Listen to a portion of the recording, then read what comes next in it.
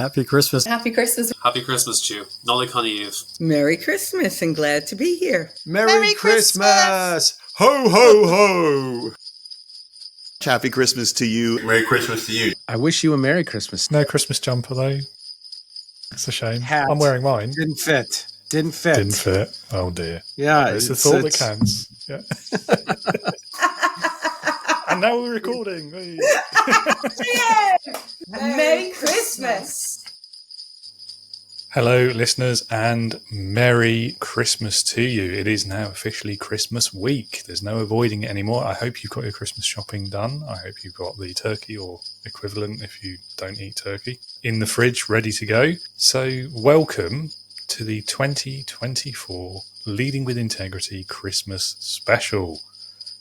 I'm not going to lie, this is a bit of a long episode because we did get carried away. We have many guests for you today. And that list will include some familiar faces such as JJ Brune, the retired spy, Camilla de Burghe, Alan and Emily Braithwaite, Mr. Drew Dudley, Eugene Lee, Eileen Marcus, Raymond Kemp, the Steph and Debbie Stebbington extravaganza, and a more recent guest in Scott Allen. We're going to be talking about some really silly Christmas things. We're going to get a bit of insight into people's Christmas traditions as well. And of course, there's always the semi-serious Christmas-themed leadership discussions as well. So I hope you'll enjoy it. It's a bit of fun, but also there's some serious messages in here as well. And as ever, some great leadership lessons. Now, because it's a long episode, I'm going to keep that intro to a minimum. That's all you get. We're going to dive straight in with our first guest, Mr. JJ Brune.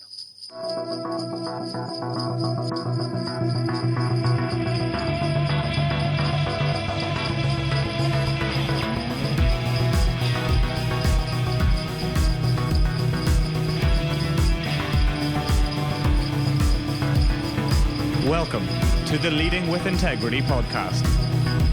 Leadership talk for the modern manager. With your host, David Hatch. JJ, welcome back to Leading with Integrity. It's lovely to see you again, and happy Christmas as well. Oh, happy Christmas to you, David.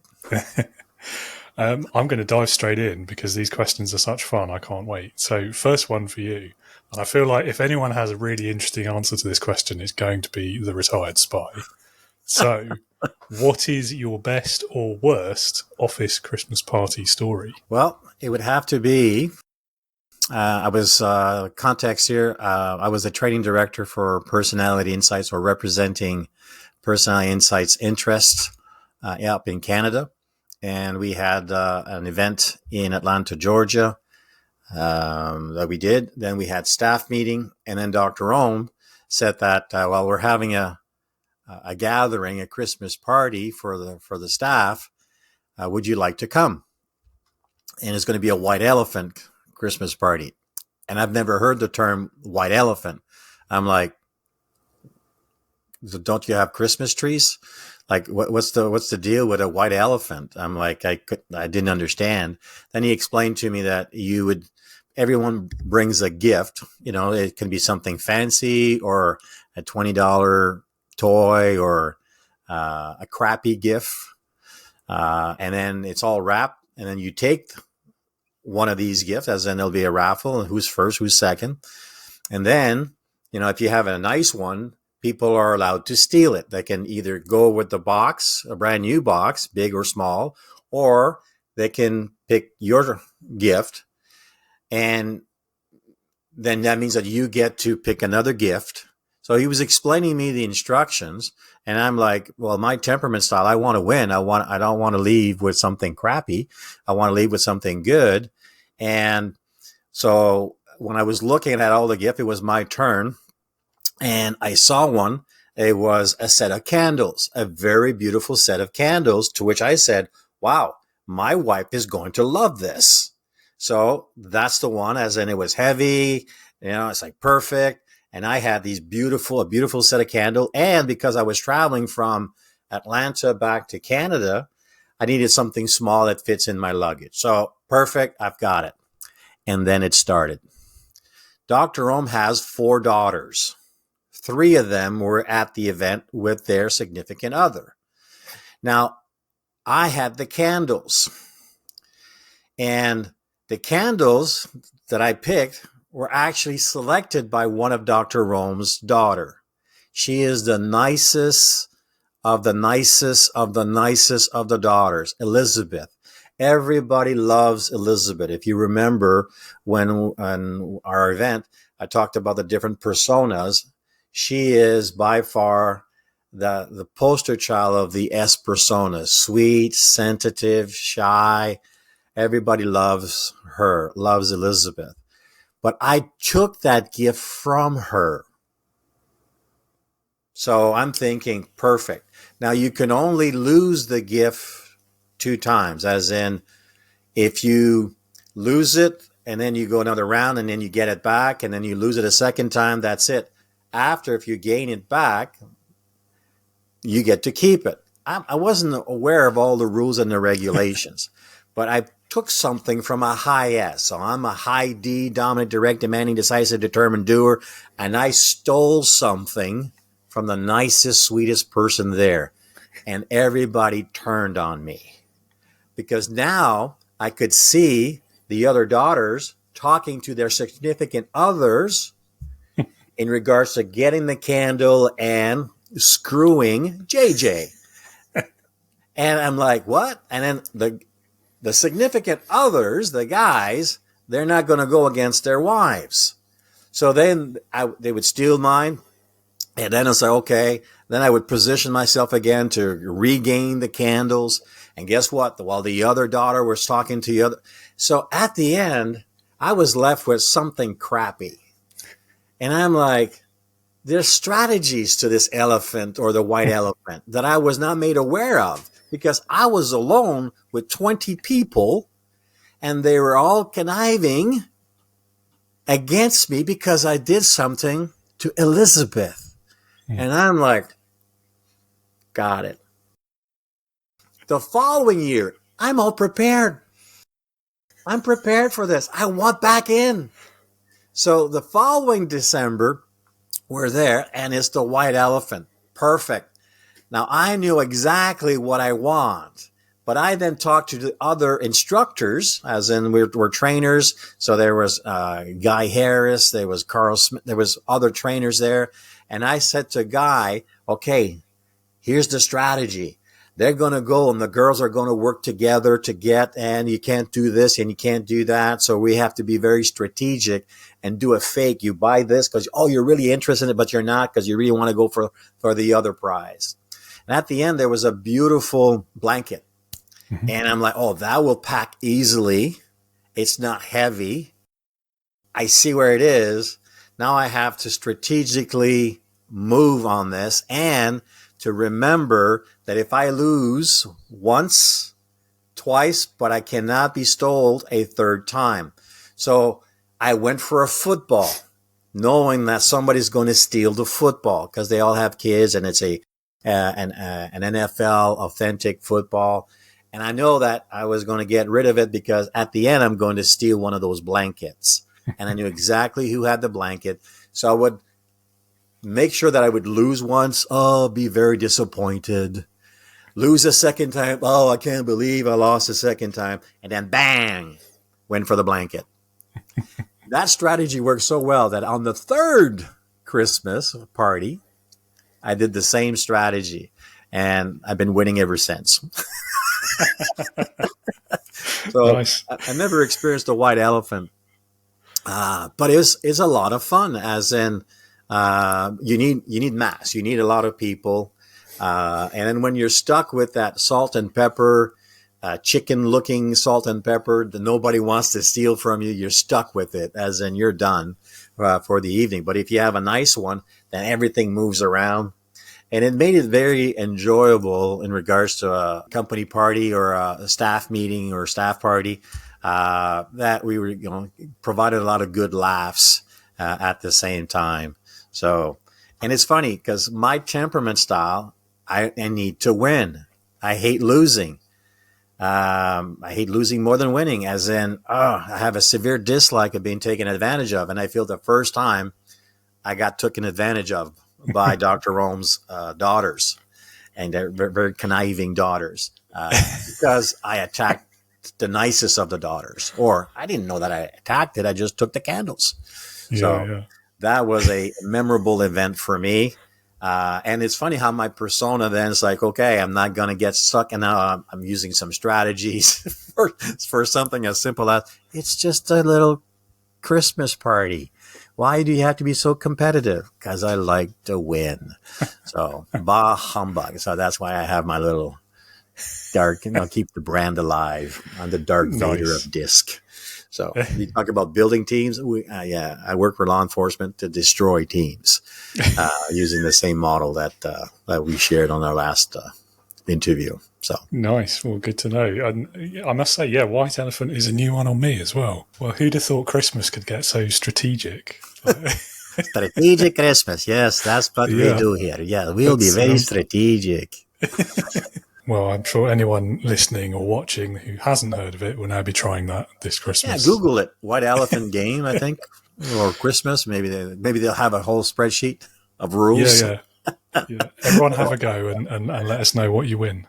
If you were the head elf, and it's the busiest moment on Christmas Eve, what is your first priority going to be as a manager? Make sure that every gifts for every kid is based on their personality. So call it gift giving by personality types. Because I use a model, the 4 temperament model of human behavior, also known as the DISC model, wouldn't it be nice if the head elf would know this information and gift me something that would be that would develop my traits, that would develop my strengths, that would help me to maybe find my vocational direction.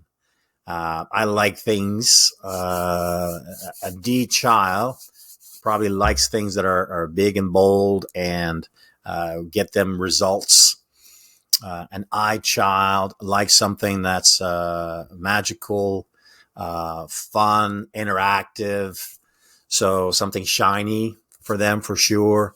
The S child would probably require something that's more traditional, heartfelt, comfort, like an easy baker oven. You know how they can bake something that's very traditional, homey related.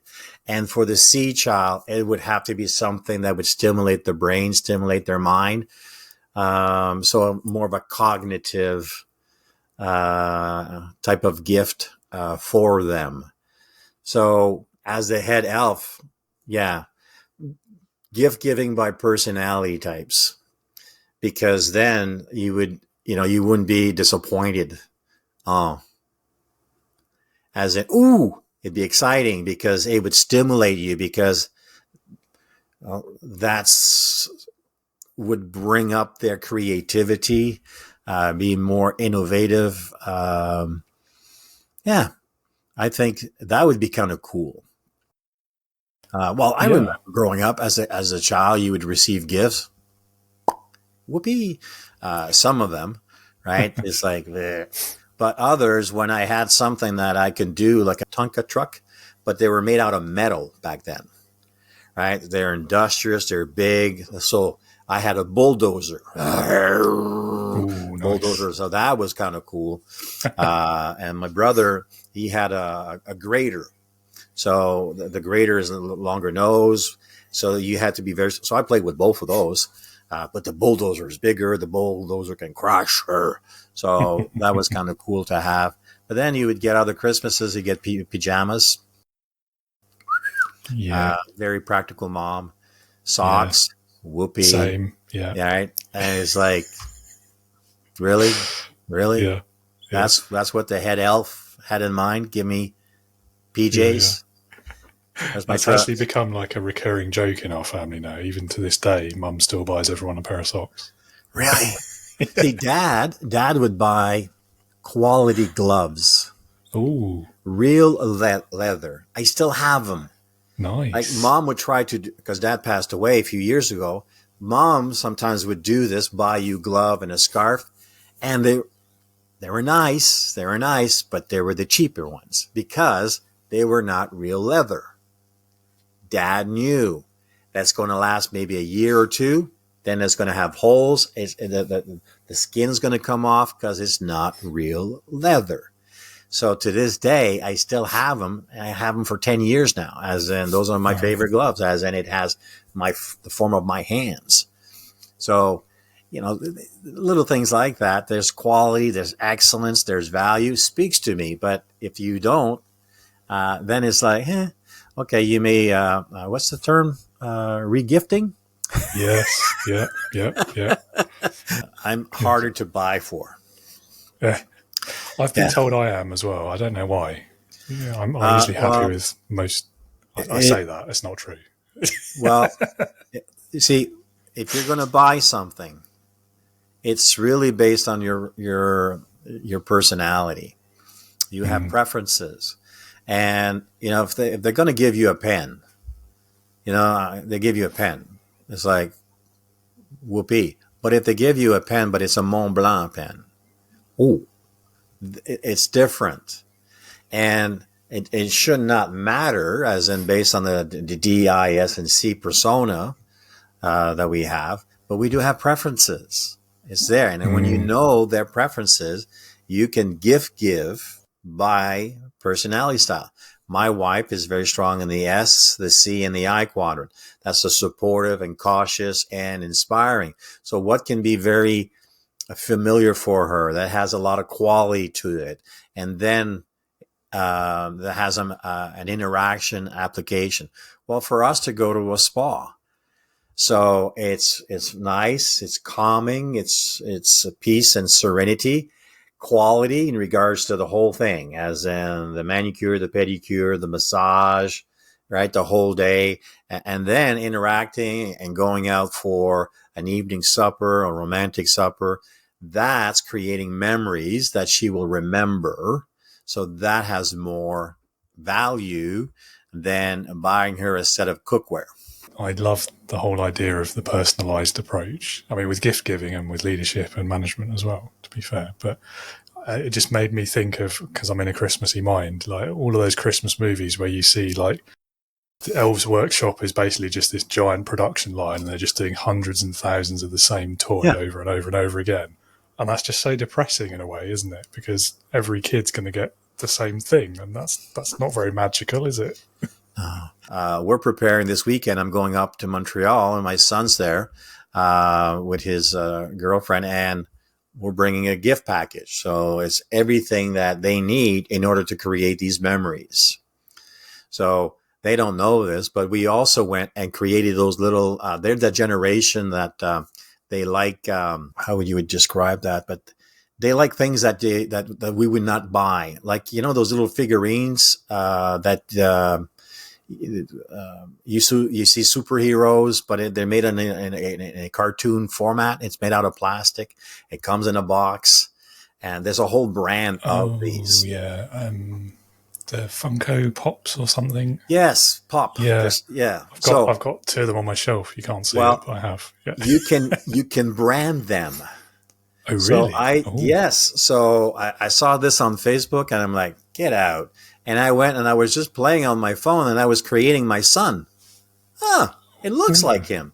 And then I'm like, Then I created his girlfriend, Noemi. And then they have a cat. They have a black cat. So now we have a black cat. So we created this. And within about 10 days, we received it. As in, it was that fast. From the time I ordered, from the time that they were shipped. So now they come into their branded box and everything. I'm like, that's going to be the one. They're going to look at that and they'll remember that Christmas. Now, everything else is more geared towards, they love cooking. They love hosting and getting people. So they have a variety of spices and I'm bringing, we have an organic farm that we purchased from that they would not, because of how expensive more the organic food. So now they're going to have steaks, chicken, everything organic. Like they're going to have a care package for the care package. Amazing. Well, I mean, it sounds like you're going to have a lovely Christmas then. Very well planned ahead as well. Well, JJ, it's been lovely catching up with you again. Some excellent thoughts there on Christmas as well. Great ideas for gift giving if anyone's in their last minute panic shopping as they listen to this. So all that's really left me to say is thank you so much for joining us again. Have a wonderful Christmas. Enjoy the decluttering before the new year as well. And very best wishes for 2025. Good luck with the book launch as well. Thank you, David. Thank you very much. Well, Camilla, welcome back to Leading with Integrity and happy Christmas. Oh, thank you so much for having me, and happy Christmas right back at you. Yeah, well, it's lovely to have you back. We've got some semi-serious and a silly question or two, maybe, as it's Christmas. Yes. So do you want to start with the silly one or the semi-serious one? Your choice. Let's go silly to start with. Start with this. Okay. So what is then your Christmas guilty pleasure? Okay, so I could talk about this all day, but I think I've narrowed it down to two. Are you ready? I'm ready.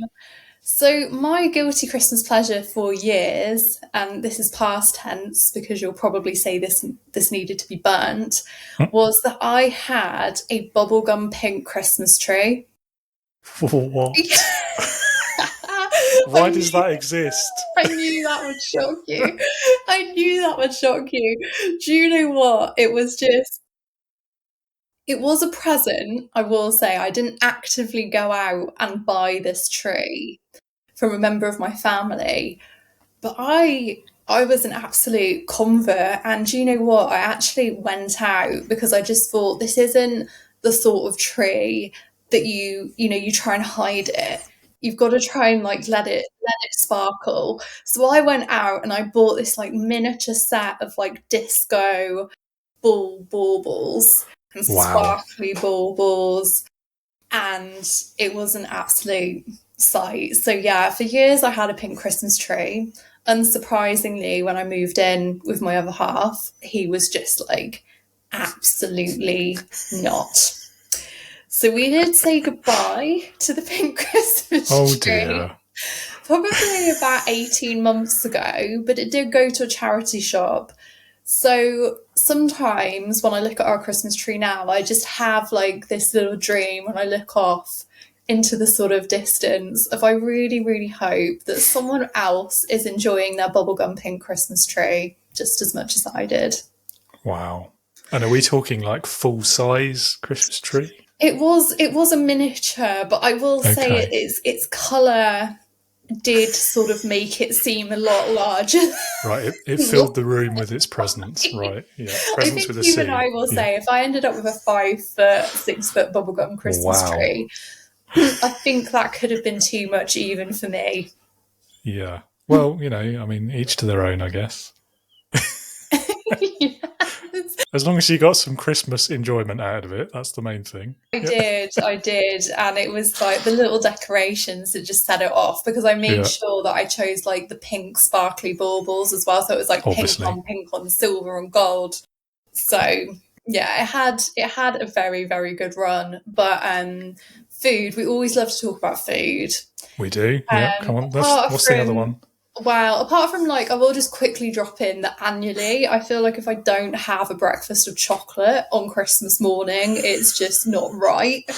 Really? I just feel weird if I don't tuck into chocolates on Christmas morning.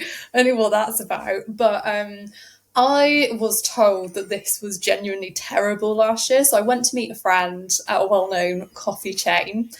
And we both got our drinks and both sat down, and she was like, "Oh, what are you having?" And I said, "Oh, it's really, really nice, this drink. It's a peppermint mocha."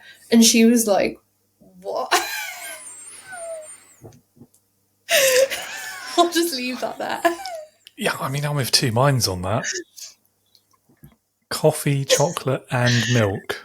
Milk and mint. And milk as well, presumably. Yeah. I don't know. I quite like minty chocolate, after eights and things like that.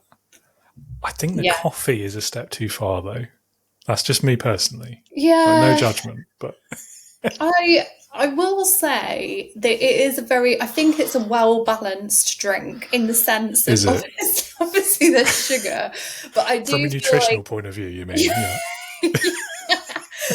Oh my goodness, a few Brussels sprouts and you're just good to go. Like, that's what you need for Christmas. I was wondering if it could get worse, and it could. Thank you. Yeah. But yeah, just leave that one in your like head rent free for the next month. No thanks. Yeah. Anyway, yeah. But I think weirdly it was balanced quite well. It was probably a bit more chocolate than coffee, if that makes sense. There wasn't a really sort of fighting coffee flavour. But oh my goodness, this has got everyone on the fence. It really, really has. But I don't think that I've met anyone yet that is like, yes, that's absolutely the drink. And when I do go in to order it, the staff actually look quite shocked. Wow. Well, do you know what? I got it from socials and I think it's like bigger in America than it is here. But everyone's just like, no, that's just really wrong. So I would, but I just can't stop, quite frankly. So Okay. That's like an array of my Christmas guilty pleasures. Fair enough. Well, you know, the old saying, the first step to solving the problem is knowing you have it. So there you go. You've taken that first step. Exactly. I've spoken about it, and I quite understand if you never want to invite me on the podcast ever again. It's fine. You're not forcing me to drink it, so it's all good. You know, you do what you want to do, I guess. Well, it's fine. I've listened to another podcast where actually it's based on a TV series, so they do try things that are on the show. So maybe that's another one. I'll send you a peppermint mocha, and we'll record this live on air, and then see how it goes down. I don't think anyone wants to see that, but I mean, comment if I'm wrong about that. Oh my goodness, please let me know. Please let me know if you would like me to order David a peppermint mocha. I will happily do it. I won't be holding my breath. Amazing. Yeah. As long as there's no Brussels sprouts, I'd probably try it. Although I quite like those on their own, just not in a hot, sweet drink. That would just... that's like the opposite of my Christmas guilty pleasure. I cannot stand the things. Oh, just fry them with bacon. Fry them with bacon. Shred them, fry them with bacon. Just, they're perfect. Okay. So if anyone wants to see me eat shredded Brussels sprouts with bacon, and you drink a peppermint mocha with honestly, it'll change your life when you try that. Okay, well, that was the silly one out of the way. We can still be silly, though. It's still Christmas. So I really want to know the answer to this one because I've had some amazing answers to this one in previous years. Tell us the story of the best or the worst, your choice, Christmas party that you ever went to at work. Okay, so I've actually gone a bit deep on this one. Oh. And I looked back and I realised that, oh my goodness, my first ever Christmas party at the age of 22 was a really, really big one for me. So to add some context, I'd done 3 months of work experience. I was in the middle of the recession. I was lucky to have gotten anything basically. So I had my 3 months. Somehow I'd gone through sort of 100 applications to actually get a permanent job there. So I just found out about that. And I remember going to this fancy place and sitting down, and I was sat next to one of the partners, which was absolutely petrifying. But I just remember thinking, am I in the right place? Am I getting a free meal? Am I getting free drinks? What is actually happening here? Am I an adult that has an adult job? And I'm sitting with other adults having a Christmas party. It was the moment where I was the brain exploding emoji. It all just started coming together in my head where I was I have a job. Oh my goodness. And it was just there was something so nice about that. I think it would have been such a struggle to even get a job, to even get a work experience. It was something that I'd wanted so badly. And it was that moment where I just thought, oh my goodness, I've finally done it. Wow. There you go. Christmas miracle. Yeah. Yeah. Yeah, I mean, it was a tough few years. I'm assuming you're talking about the same recession I'm thinking of. Yeah. There's been quite a few of them since, so it's hard to keep track. But Yeah. yeah, it was a tough year or two, wasn't it? But Yeah. had a happy ending though. Yeah, it did. Yeah. It did. And in subsequent years, to be honest, they were pretty epic. They were pretty boozy. There was one where it was almost like we went to a restaurant on a boat, and there was like inevitably, one of those little platforms between the edge and like actually getting to the boat. And as people got more drunk, that definitely got more testing. Like a lot. It got narrower as well, and it was winding a bit more. It got narrower, and when you sort of got off to sort of delineate the edge between sort of land and the water, it wasn't like a firm fence or anything. There was like a bit of rope, so people were drunk going for it, and then I wonder who did the risk assessment. That's a very weird thing to say, but somebody must have done one. I bet they lied on it. Back in that day, it was a long time ago. Even so, like if it was within the last 20 years, which I'm guessing it was, they would have had to do one. It was definitely a brave choice to propose a Christmas party, and I think a free bar on a boat, essentially, and seasickness as well. Like, was it at sea or was it a river? It was on the river, but there was like. There was the occasional swaying, like it definitely wasn't a still experience. So it was quite interesting. It's not a good combination, that is it? No, no. We only had that 1 year on the boat. Put it that way. Okay, so lesson was learned quickly. Right. Yeah. Good. I'm pleased about that at least. So is it a particularly like hard partying, boozy industry then? Is it like banking or not? Oh, yeah. People go, I would say, suitably hard in the industry. Yeah. Interesting. Yeah. I would not have guessed that. Really? No. No. I think especially sort of maybe, quite male-dominated industry at times. Although I'd say our office was pretty balanced for the most part, but it's also that thing, do you know what, in the industry, as probably so many other industries, Christmas is just a crazy time of year. I remember I had a colleague when I was at a junior level, and he was sort of at associate level, and he was usually just so calm, so laid back, so unflappable. And I remember he just read this email and he just went, I'm so fed up of the constraint of Christmas. And that's really stuck in my head, that constraint of Christmas, because everyone just wants everything done, the sort of T's crossed, the I's dotted. And I can really understand that to a certain extent, albeit it's a little bit frustrating because no planning authority is ever there on, Christmas Eve to validate a planning application because everyone is preparing to go on holiday.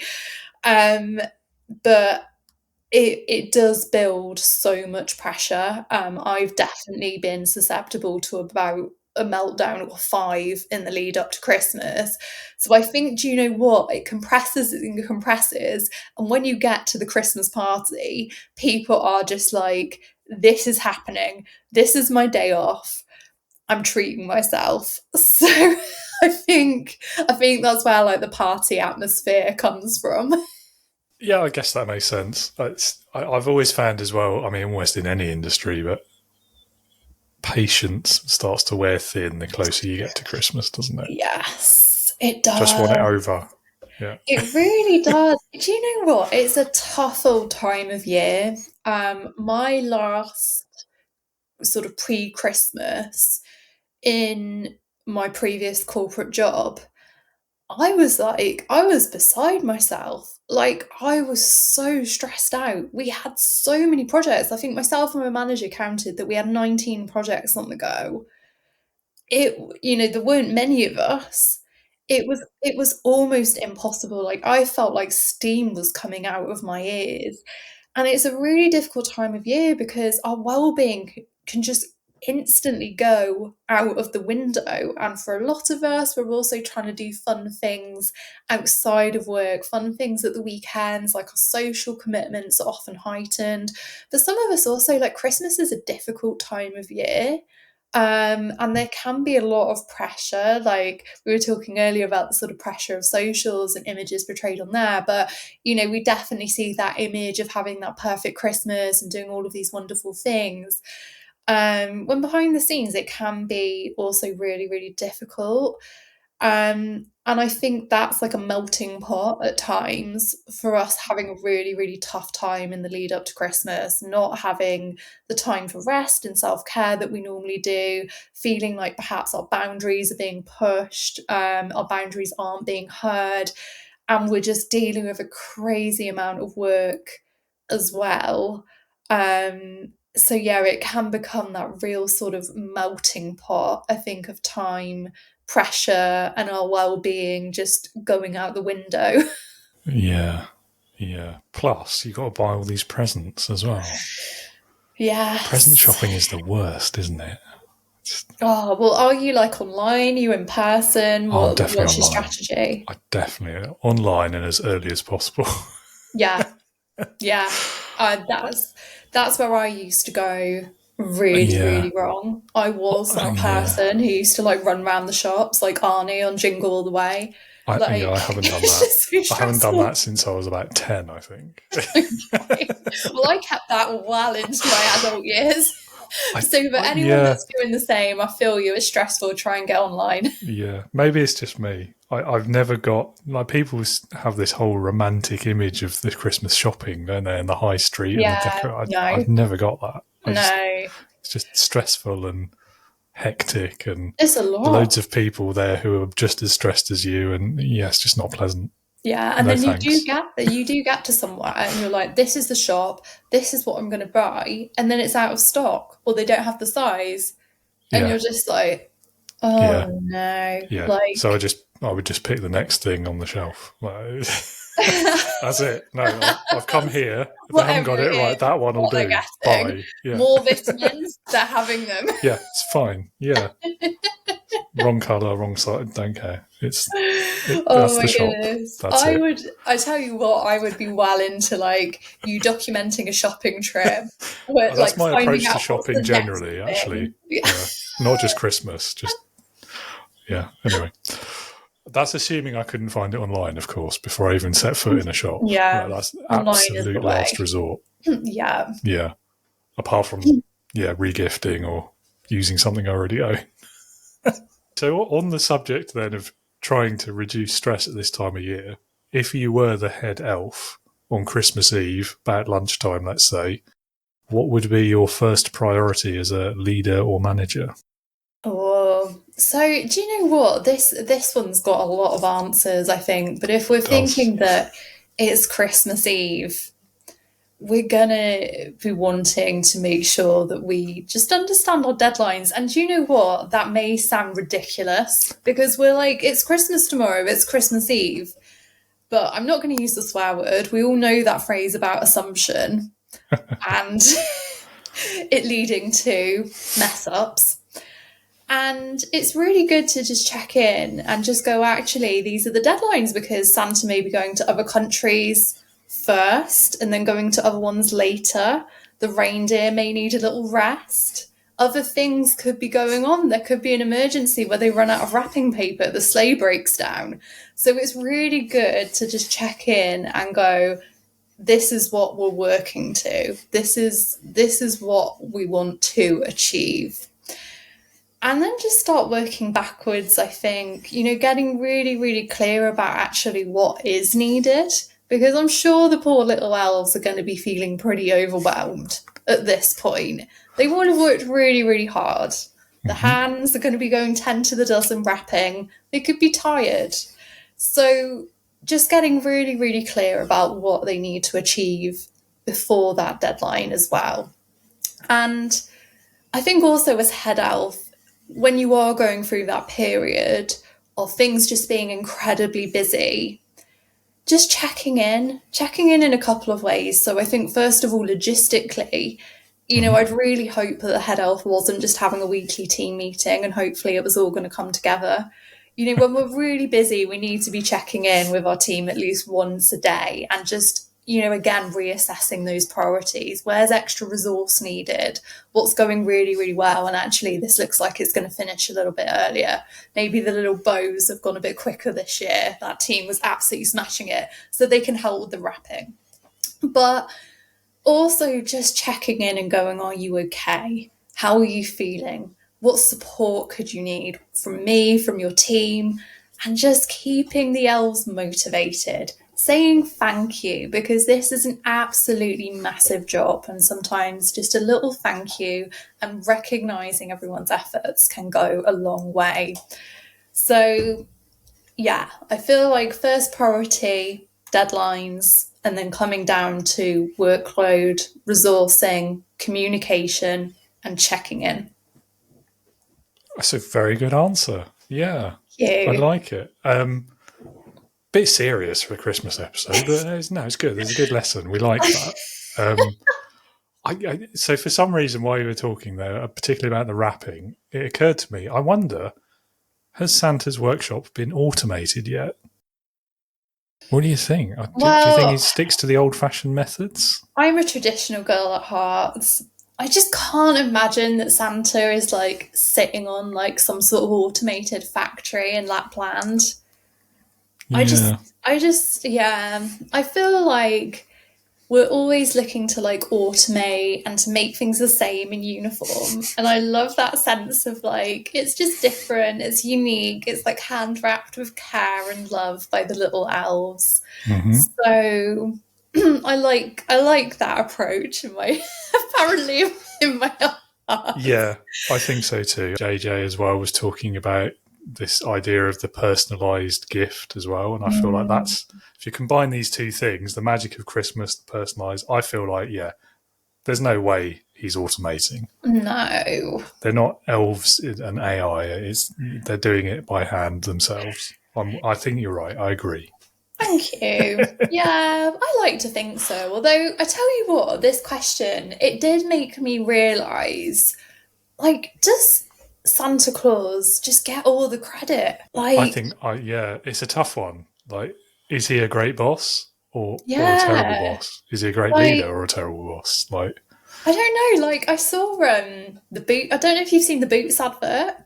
I don't think I have. Year, and it's got one of the ladies, I can't remember for the life of me which character she plays, but like a very prominent cool part in Bridgerton, who is the one who like organises all of the parties at the ton. And so a very good casting, but it's basically like she's leading it, and then there is basically this massive group putting everything together, all of the presents and getting the orders ready, whilst Father Christmas, I think, is asleep. And I was like, yeah, quite an interesting way to think.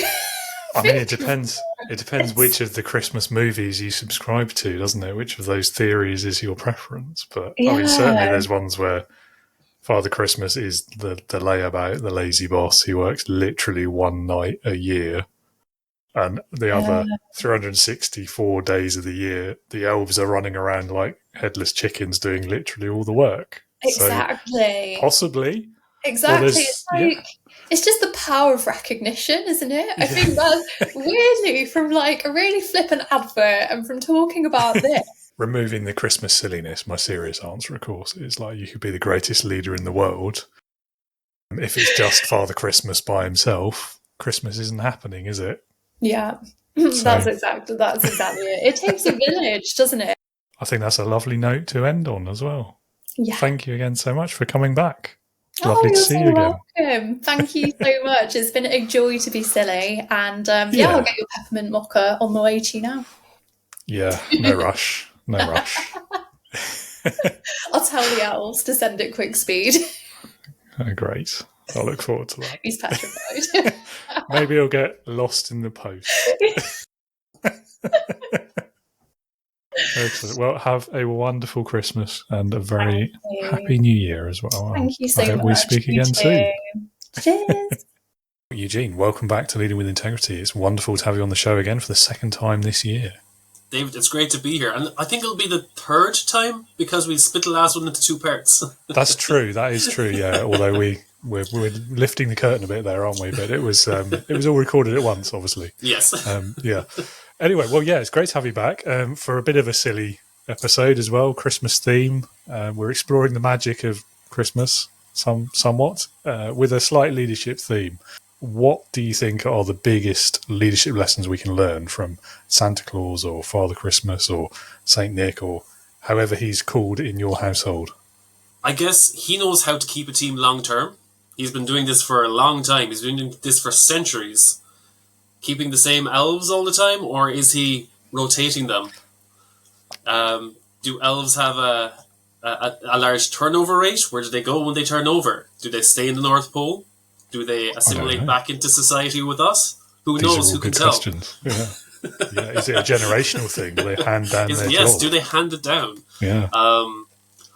I guess he has a way of... I mean, it all comes down to one night a year. So he has to have a way that he's spending the other 364 days keeping them all in line, getting them prepared, upskilling them and training them so that, it's intense one night. We actually, there was a film out recently. Have you seen Red 1? I've not watched it yet. It's on my list. Yeah, so with Dwayne Johnson and it was just, they're like, okay, they've modernized Santa, but it actually makes sense. They've made it very politically correct, and Santa he's no longer this plump guy riding around in a sleigh. He's like, no, he's proper military, really fit, really jacked, and very methodical and very strict about how he delivers all the presents. And I was like, okay, this makes a lot more sense. And yes, everyone is in line. Everything is very militant because that's how it needs to be for that role. So that's Santa. I keep on saying Jonah James Jefferson because of Spider-Man, and they're saying but that's Santa. We could learn a lot from him. He wasn't only, let's say, very strict in his routine how he showed up, but also he was very human in how he dealt with the elves and how he dealt with everyone on his team. He when they lose faith in what they are doing, he grounds them and says, "This is why. This is the vision of Christmas." When people start losing faith in humanity, he says, "Remember, we're not only taking care of the children now, but we're also taking care of the child in every adult who may have lost their feeling of childhood and their curiosity. We need to remind them that the child is still living within them." And that was something that a message that a lot of people take home, that it wasn't too Disney-esque. It was, we can easily lose faith in humanity for all the bad things that happen, and I think their message was we should anyone who's on the naughty list should be getting the coal or should be getting rocks. They should not be getting presents at Christmas. Where he's reminding, look, everyone has a bit of good and bad, but if we only look at the bad, nothing's going to improve. We have to look at the good in people, and that's how we move forward. So if you haven't seen Red 1, check that out. Great watch. It's actually really, Chris Evans and Dwayne Johnson were absolutely brilliant in it. But there's a lot of lessons we can learn from that Santa. I like it. Yeah, I mean, that's not really just a leadership lesson, is it? You've given us a life lesson there, I think. But that's what leadership is all about, It's not just about work in the organisation. It's about leading people in life. It's a fair point. I love the inner child piece as well. I think there's way too many workplaces that are far too serious. I think we could all benefit from that. There's so much lost when everything becomes too routine and there's no room for curiosity or creativity. If there's no curiosity or creativity, how are you going to grow? And when people knock that childlike element out of them, they're like, no, you have to stick with, everything has to be, follow everything in chronological order, you're following this routine set of tasks, and then they're wondering why are we so stagnant? Well, if you're not allowing for the curiosity to think outside the box or creativity, then you're just going to stay inside the box. Absolutely, yeah, and I think there's the role of fun in the workplace as well. I think is very key to all of that, but also to the human part of it as well, because nobody wants to just even if it's just 9 to 5, that's still the majority of your life, isn't it?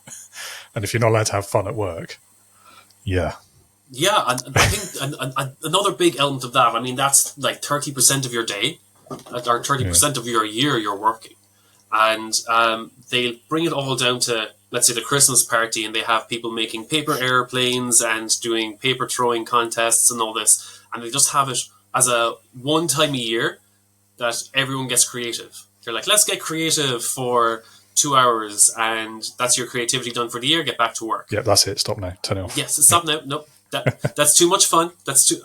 What film? It was You've in. Used your fun quota for the whole year. Rock. I think it was Rock the Boat. It was a British film back in the.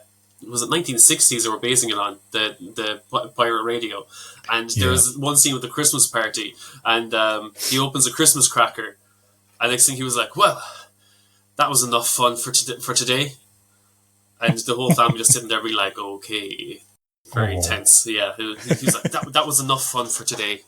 But that's how they make it feel. It's like, okay, we did a Christmas party. That's your fun for the year. Now get back to work.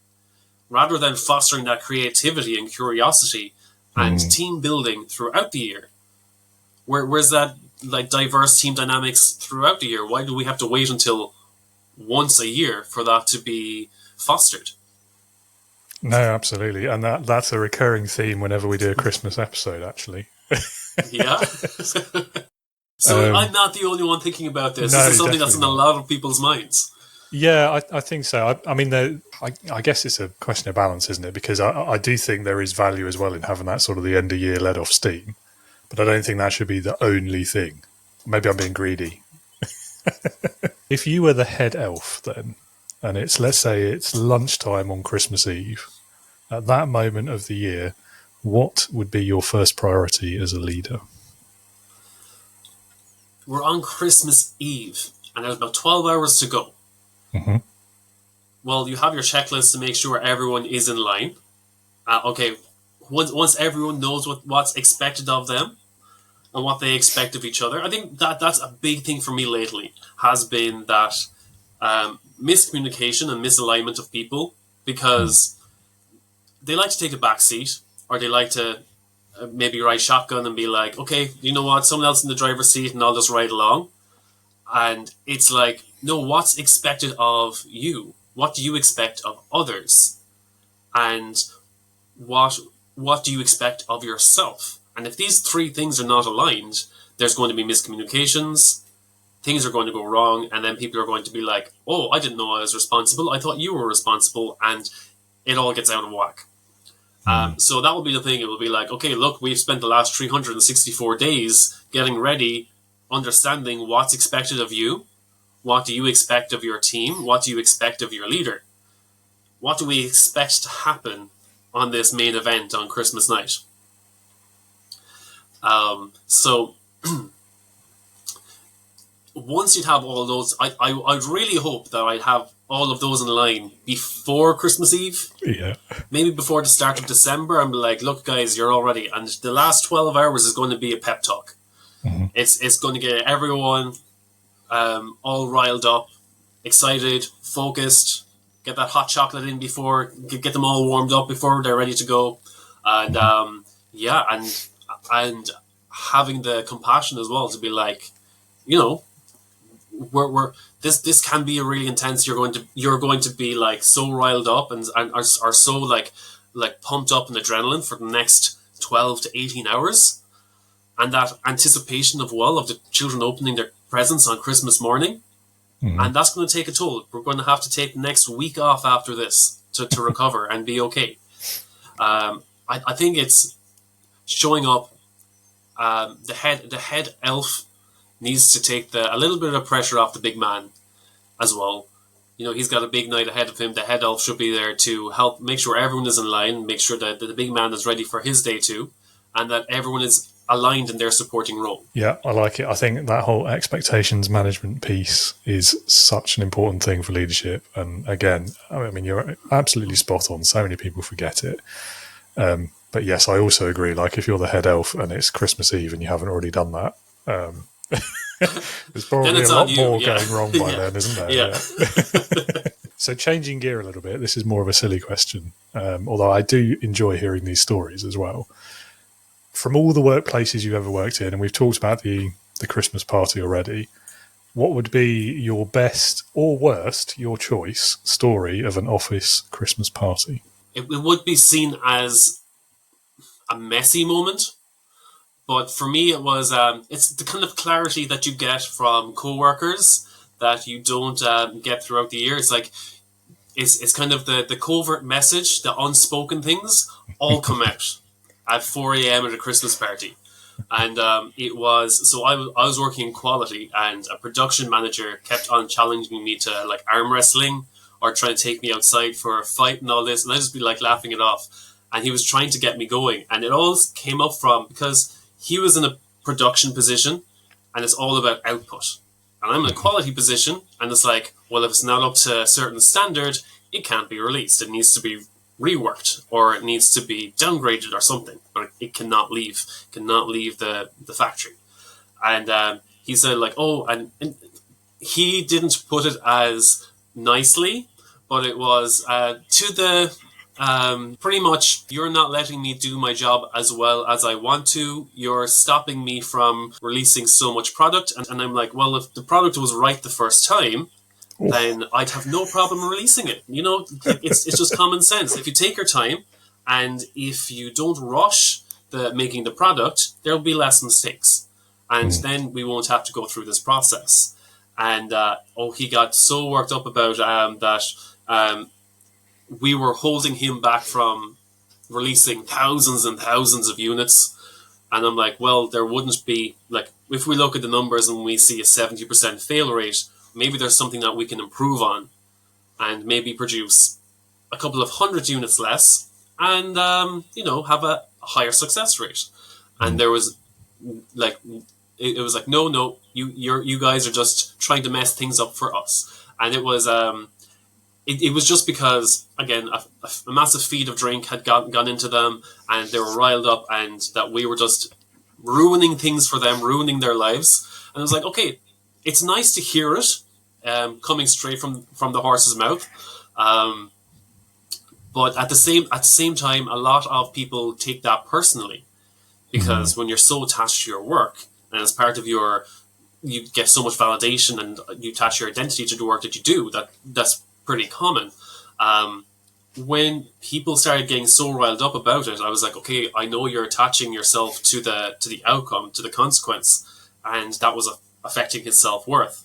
But I think I was grounded enough to be like, okay, I see where you're coming from, but you're not attacking me personally, you're attacking my department, and that you feel that we're holding you back. But whether I try to offer a solution now, it's not the right time. He just needs to blow off some steam. Yeah. So I was like, hey, if you want to go outside, great, let's go outside. Well, of course I did not follow him out, but I think he just needed a bit of fresh air. But it's when there's only one outlet per year for people to blow off that steam, that's when Christmas parties get messy. It's if people had a more regular, more let's say, time to build between different departments and actually talk to each other outside of work, have more social events without it feeling like the company is being like, oh, we're throwing a pizza party and that's your bonus for the year. No, it's be like, no, we should see each other outside of work. Yes, we need to see each other outside of the work environment, make it 3 or 4 times a year, so that the Christmas party isn't seen as such a big deal, that this is the only time that you can drink on the boss's dime, like, everyone just goes hell for leather. And maybe that was an Irish or a British drinking culture thing as well that goes on top of that there's, people go all out for one day or for one night. And that's when things get messy. That's when the truth starts spilling out. There's always natural tensions in a business, aren't there? I think, between production or delivery and quality is always a big one. Sales and delivery is another one I find. But I always think, and maybe it's my bias towards leadership, I always feel like it's more, to me, that reveals there's something wrong with leadership and the way they're setting goals and the way they're defining goals. Because he obviously had a very clear thing that he was being measured on quantity of production, not quantity of quality production. Which, to me, I mean, it's a very semantic difference in a lot of ways, but it creates a conflict where there doesn't necessarily have to be one. Yeah, and another funny thing about when I was there, it really summed up the culture in that company was there was the, let's say the shop floor slogan for the company was safety first, as long as it doesn't affect production. So safety second, then. Yeah, it was like, oh wow, and because like they'd have all the safety signs everywhere, but anytime, let's say there was a fire drill or alarm or anything, they'd be like, okay, there's a fire drill, but we need 2 or 3 people to stay back and make sure the production keeps running. This is only a fire drill. This is and it's like, it's a fire drill, so you should be prepared to stop production so that everyone can leave. Not be like, oh, now there is a fire. What do we do to stop production? Does everyone hit the emergency stop and run out of here? Or do we keep 2 or 3 people back just to keep production going just until the walls get warm? Yeah, just in case the fire's not that serious. You know, we don't want to lose a day of production. Yeah. It's that is quite telling. Yeah. It was that's when you hear the alarm bells and you're like, is this the work culture I want to stay in with? Do I want to spend 30% of my life working here? Yeah, obviously not, since you don't work there anymore. No. Yeah. Okay, one more silly-ish question for you, which is totally irrelevant to leadership or work or anything else we talked about, but I'm just curious. So what is your Christmas guilty pleasure? I go through so much Baileys, or like an insane amount of Baileys when it comes to Christmas. It's just, especially I'm not sure if Aldi do it for around you, but they did before. They did a Christmas selection of 3 different like country creams, which were salted caramel, chocolate orange, and chocolate mint.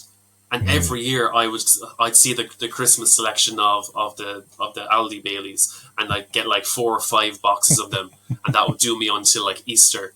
And I'd be there like either in the glass with ice, or I'd make a hot chocolate or coffee or anything at them. But they hadn't had them this year or last year. I think this year now they have a white chocolate one instead. But I can go through an insane amount of Baileys. Okay, good to know. I'm afraid I'm not with you on that one. No, you're not a Baileys fan? I cannot stand the stuff. No, more for me. Not.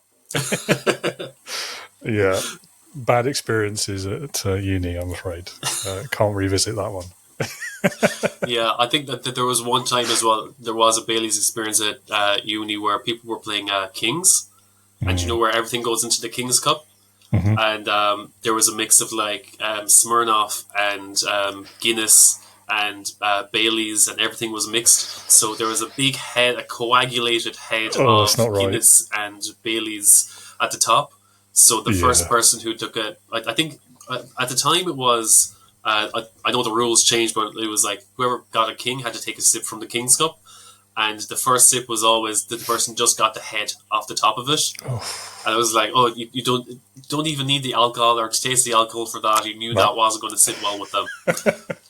No, it's one of those things. Like it's like if you're making scrambled eggs and you do it wrong, or you're making custard and it curdles. That texture and and it tastes about the same as well. Yeah, well, that's enough of triggering moments, I think. Yeah. That's enough college trauma. Okay. Definitely. It's a miracle we got through it sometimes. But anyway, well, Eugene, thank you so much for coming back. Very Merry Christmas to you. Enjoy all of that Baileys or whatever substitute you find this year, and all the best for the new year as well. Yeah, you too, David. Happy Christmas to you. Nollaig Connie Eve. Thank you very much. Eileen, welcome back to Leading with Integrity. It's lovely to have you on the show again, and Merry Christmas as well.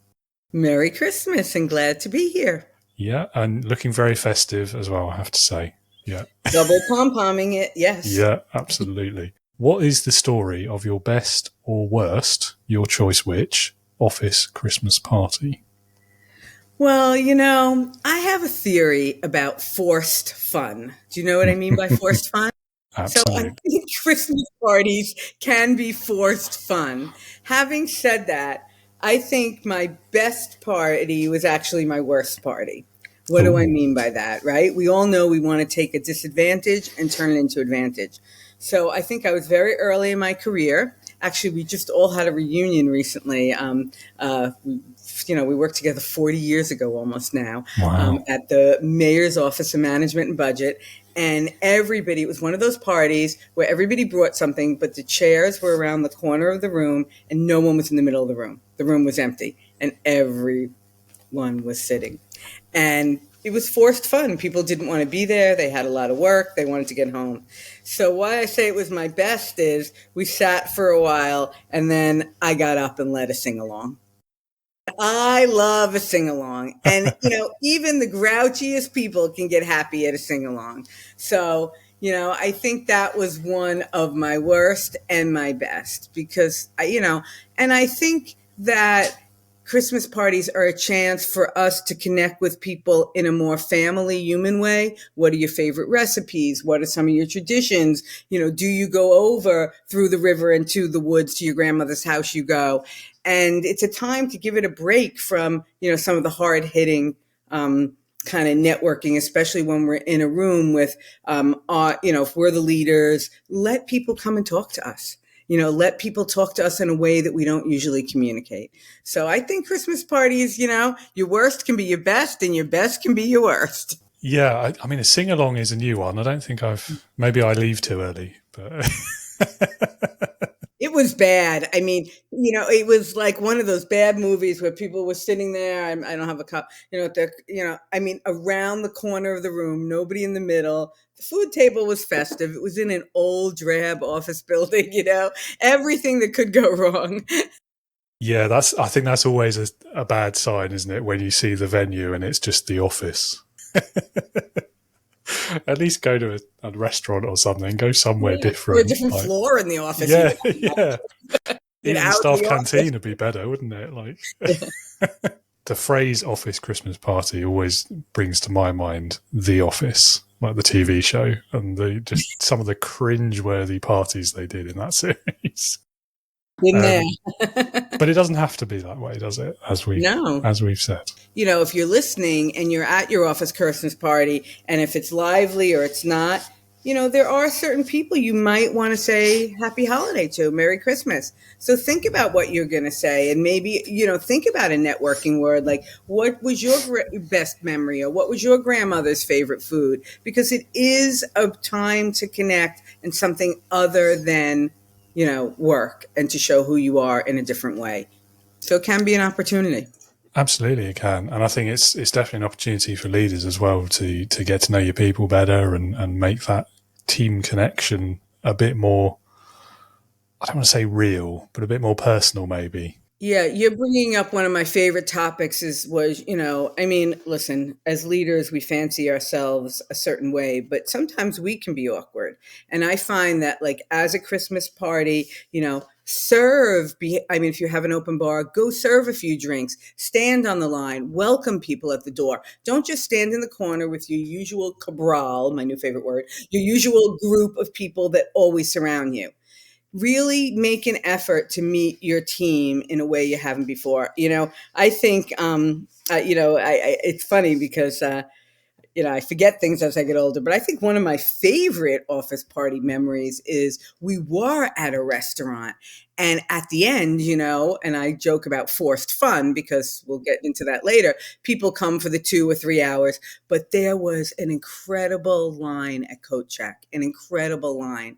And what did I do? I was not the number one. I was the number 2 in charge. I got behind the coat check and started saying, "Hey, I don't remember you. Who are you? Tell me about your coat." And started handing out coats to people to move it along. Show them who you are. Be interactive. Help out. Make people feel warm. I think that's really important. Yeah, 100%. And not just at Don't make them wait Christmas. for that coat. There's nothing worse than wanting to get away from the Christmas party. I just want to leave. Give me my coat. Yeah, and not just at Christmas either. Much like a dog, it's for all year round. Yeah. What would you say are the biggest leadership lessons that we can learn from Santa Claus? Well, I think Santa Claus sets the expectations really, really high. It's almost like, the more than the gold standard, the platinum standard, right? He's going to be jolly. The sleigh is going to work. It's going to bring magic. You're going to get what you want, and it's all going to be done on time. So I think that those are really, really high leadership lessons.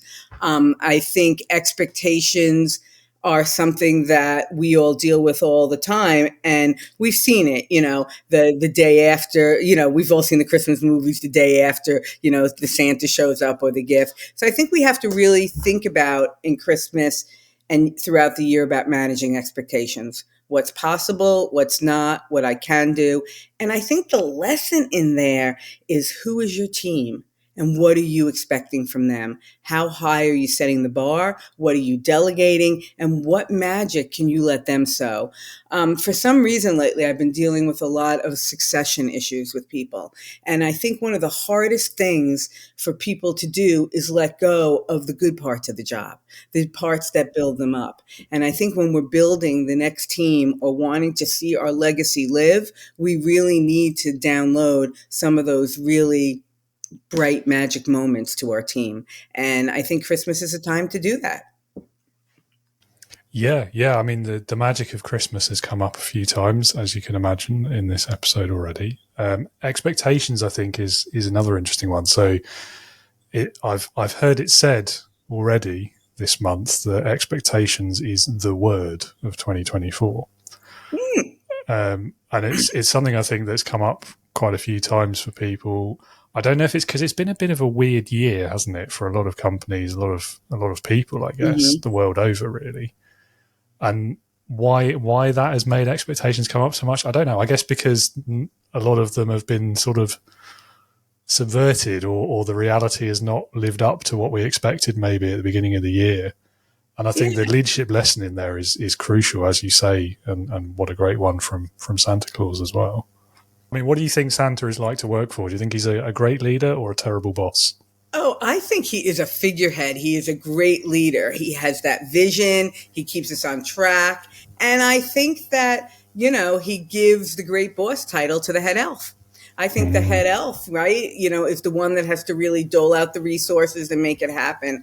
I think, I always think of this quote that Steve Jobs said, and I'm going to butcher it, but it was something, because Steve Jobs was notorious for not giving his team credit, right?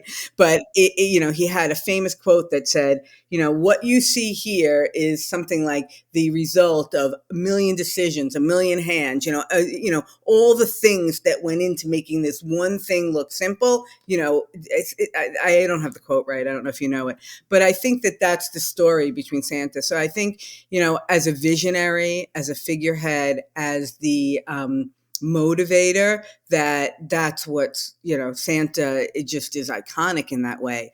But the head elf, who's behind that? How does everyone else make all those things happen in that time is really important. And, in that way, I would think that Santa is actually very much not a micromanager and really leaves his team to work because he knows he can't manage it all.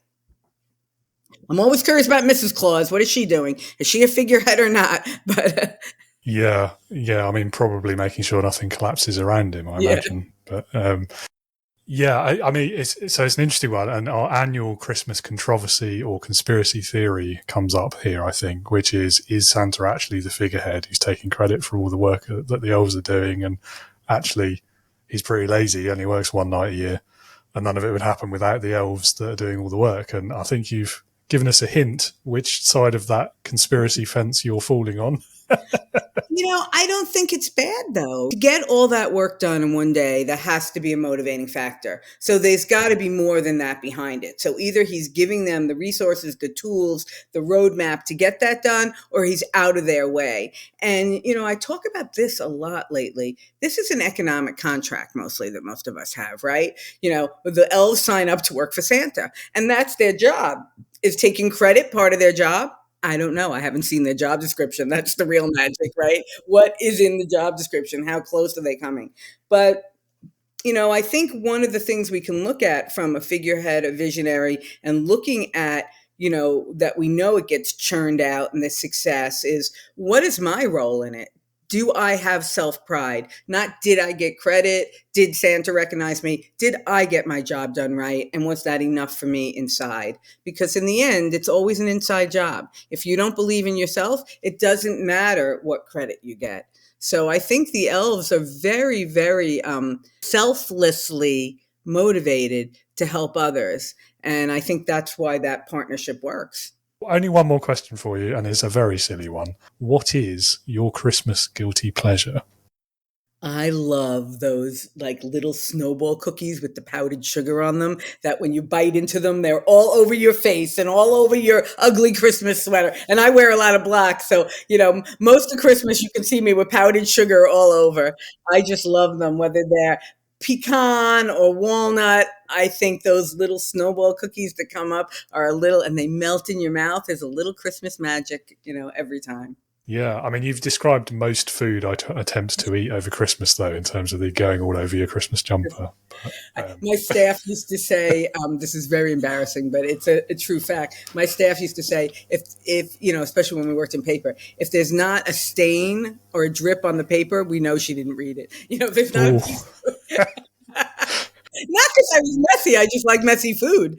To trade embarrassing stories with you, as an adult, I've been given a bib for Christmas on more than 1 year. That's how notorious I am in our family for spilling food on myself. Me too. Some things never change. And, and that's the biggest lesson of all, right? Accept who you are and the world will open up for you. And that's a great Christmas lesson. Definitely. And I think it's a sign you're enjoying the food as well, because you're so excited to get it in there that it doesn't all make it. Yeah. That's how I live with it anyway. Well, Eileen, thank you so much for coming back again. It's been great talking to you again, and have a very Merry Christmas and all the best wishes for 2025 as well. Thank you. You too, David. Thank you. Alan and Emily, welcome back to Leading with Integrity for your second Christmas special as well. Third time ever on the podcast. We must like you. Thanks for having us. Love it. Feel privileged. Yeah, so having done a Christmas special with me before, you've already had a couple of the best questions, so I've had to come up with new ones. Is that AI generated? No, of course not. No, I do it all by myself, mostly. Mostly, yeah. So, I mean, unless you've had a better Christmas party story since the last Christmas, we should probably skip that question. No, because we're a party of two, so no, it doesn't get any better than what we Well, we did discuss on the school run doing a Secret Santa with the two of us, but then realised that wouldn't actually, the only secret would be if we got ourselves rather than each other, I guess. Yeah, it's not much of a secret, is it? Yeah, unless you get some anonymous third party to donate a gift, and then you don't know who's giving you what, maybe. Oh, I like that. Well, if anyone would like to donate a gift, we would happily receive it. Thank you very much. There you go. Awesome. Done. All right. So, slightly serious question to kick us off then. If you were the head elf, it's the busiest time of the year for you. It's like lunchtime on Christmas Eve. What's your first priority going to be as a manager? Well, hold on. First of all, knowing you and knowing we're on the Leading in with Integrity, why are we managing and not leading this team of elves, David Hatch? It's a good question. I mean, I guess that comes from a lot of the Christmas films I've seen where it feels very production line-y. Do you know what I mean? Yeah. But don't those films also imply that the elves kind of like that process kind of driven environment? That's why when you look at Santa Claus the movie, they definitely more. Well, that's the point. Like Dudley Moore escaped it because he was the only elf who didn't that process. In that film as well, Dudley Moore completely realised he was wrong. Yeah, he did realise he was wrong. Is it right? So no, right. So I've been thinking about this question. Have I been filling whilst you come up with a clever answer? No, because I thought about this question because I kind of knew this was coming, this question. And I kind of think it comes down, it's not the day of, because if you're worrying about the day of, it's too late, right? It's about building the culture and values of the team before the big hurrah. Is this the David Hatch answer to this question? Well, we have to be a bit businessy in this, that's right? true. So it's like, it's not about on that day, because if you're stressing on the day and people aren't doing what they're meant to be and they're all going on for extended lunch breaks and they're not pulling their weight, then that's a problem. Then you should be thinking about it for the 364 days in the lead up to the big hurrah. Arguably, if it's Christmas Eve, they should be having an extended lunch break because it's all been done. It's all done. Yes. Yeah. So that's true. So I'd be looking at the workflow situation, making sure that's fit for purpose. I'd be looking at the in terms of staff management. Do I need 1,000 elves to load a sleigh because these going to get too many people in one space? Well, I've now moved to Arthur Christmas in my head. I've gone from Santa Claus the movie into Arthur Christmas. In Arthur Christmas, they drop the ball. They drop a present. Well, have you seen Arthur Christmas, David? Because it's quite. I've seen parts of it. Like. I've not seen it back. Oh, okay. Through, but. Right, so it's aimed at young people, young children. Alan, but hello, but really, we've not discussed Arthur Christmas with the kids yet. But really, there's some learnings in there, right? So Steve, the eldest son, has come in to take over from his dad, who's Father Christmas, and he's very process-driven manager, and they have an accepted delivery rate of 99.9%. And basically, plot spoiler. One present fell off the conveyor belt, and Steve goes, "That's okay. We achieved our benchmark 99.9%." And Arthur, who's the younger son, says, "No, that's not acceptable. It needs to be 100%. This is Christmas." So then goes on an adventure to deliver that one present. But then there's the whole kind of what is acceptable kind of adult theme behind it. So I think you would like it from a leadership perspective. So many lessons to be learned. Yeah. Is that the one? Did Hugh Laurie do one of the voices in that one? Yes. Or have I imagined that? And right, Jim I think I've seen probably half of it, I think. Yeah. Oh, it's worth doing. I think that's a good Christmas film. From what I've seen of it, it is. I don't know about the 100% though. I feel like there's all these sayings around that, aren't there? Like perfect's the enemy of the good and all of that sort of. If you were the child and didn't get a present on Christmas Eve, sorry, Emily. It's a given. Yeah, no, true, and I'm all for putting the customer first as well, but also from a management point of view, like if you insist on 100% quality or success or delivery, like. It's not. Sorry, is this the Managing with Integrity podcast? Has this just changed? The Grinch. Yeah, we're about leadership. Leadership's about inspiration and motivation and delivering, and that's striving for 100%. Yeah, but the leadership part of that is striving for an unattainable goal helps nobody. It damages your culture. It demoralises. Who says it's people. unobtainable? 100% Only the naysayer. Arnold Schwarzenegger says, "Of course, it's achievable." You can always aim for it, but realistically. But hold on. So you're talking hypothetically. When we're looking at this Arthur Christmas example, there are, let's say, I'm going to pick an easy number because otherwise we get lost in numbers. There are 100 children in the world. Obviously, there's more than that. So delivering 100 presents is achievable, right? So we're not talking pie in the sky, hypothetical kind of. And also, Christmas is magic. If you can't get the magic right, then I was going to say, magic gets you out of a lot of trouble, doesn't it, in this scenario? But do you not think? Here we go. Do you not think good leadership has an element of magic to it? That's tried to be kind of written down and put in a box. But if you think about truly inspirational leaders, can you? In my car phone warehouse days, I spent some time in a shop, right? And head office, it was the number one shop in Carphone Warehouse, not because I was there, right? Because I definitely was not pulling my weight at that point in my career. But the manager there was unbelievable. And the head office used to come down and interview us all to try and work out what they what the magic was in this store to try and benchmark it, and so they could roll it out across all the other stores. Of course, right? It's retail and everything else. And we would sit there and go, oh, we have a morning briefing, we do this, everyone's kind of this, and they couldn't roll it out. It would not roll out because the secret sauce, the magic, was the people there, right, and how they work together, and that's the thing. Do you not really think? I know this is meant to be Christmas. You've got very passionate. Well, very I'm a bit quickly. tired, I get like this. Do you not think good leadership has an element? Great leadership has an element of magic to it. Maybe, but I think only in the sense of like any technology or science or understanding appears magic until you understand it. No, I don't agree. Right? Because, I think, but because there's a human element to it, right? And anything where there's a human there, you can figure it out. There's something there that is repeatable, in my opinion, anyway. And but also, it would I never don't be want to. repeatable. It could be. I mean, maybe not exactly the same way, but the approach, the leadership, I don't know, I guess the success rate, if you like, the outcomes. I don't know. I'm not sure how I feel about putting leadership on the pedestal of magic. Like, is it? I don't know. I don't think I want to call it magic. David! I know, but I don't want to call it make magic. leadership unattainable because that's what magic is. It's unattainable. It's impossible. No, it's not, because we know magicians, so therefore, right, it's attainable. Yeah. Unless you are But a they're magician delivering. or Father Christmas. Yeah. Yeah. Okay, so let me just finish this leadership kind of teamwork thing, right? Because there are teams that don't gel and don't flow, and usually it's and there's we know 1,000 million coaches, right, who look at kind of disc profiling and behavior and all this other stuff to get the perfect team, but fundamentally there's always going to be an element of, I nearly said chance. I think that's worse for magic.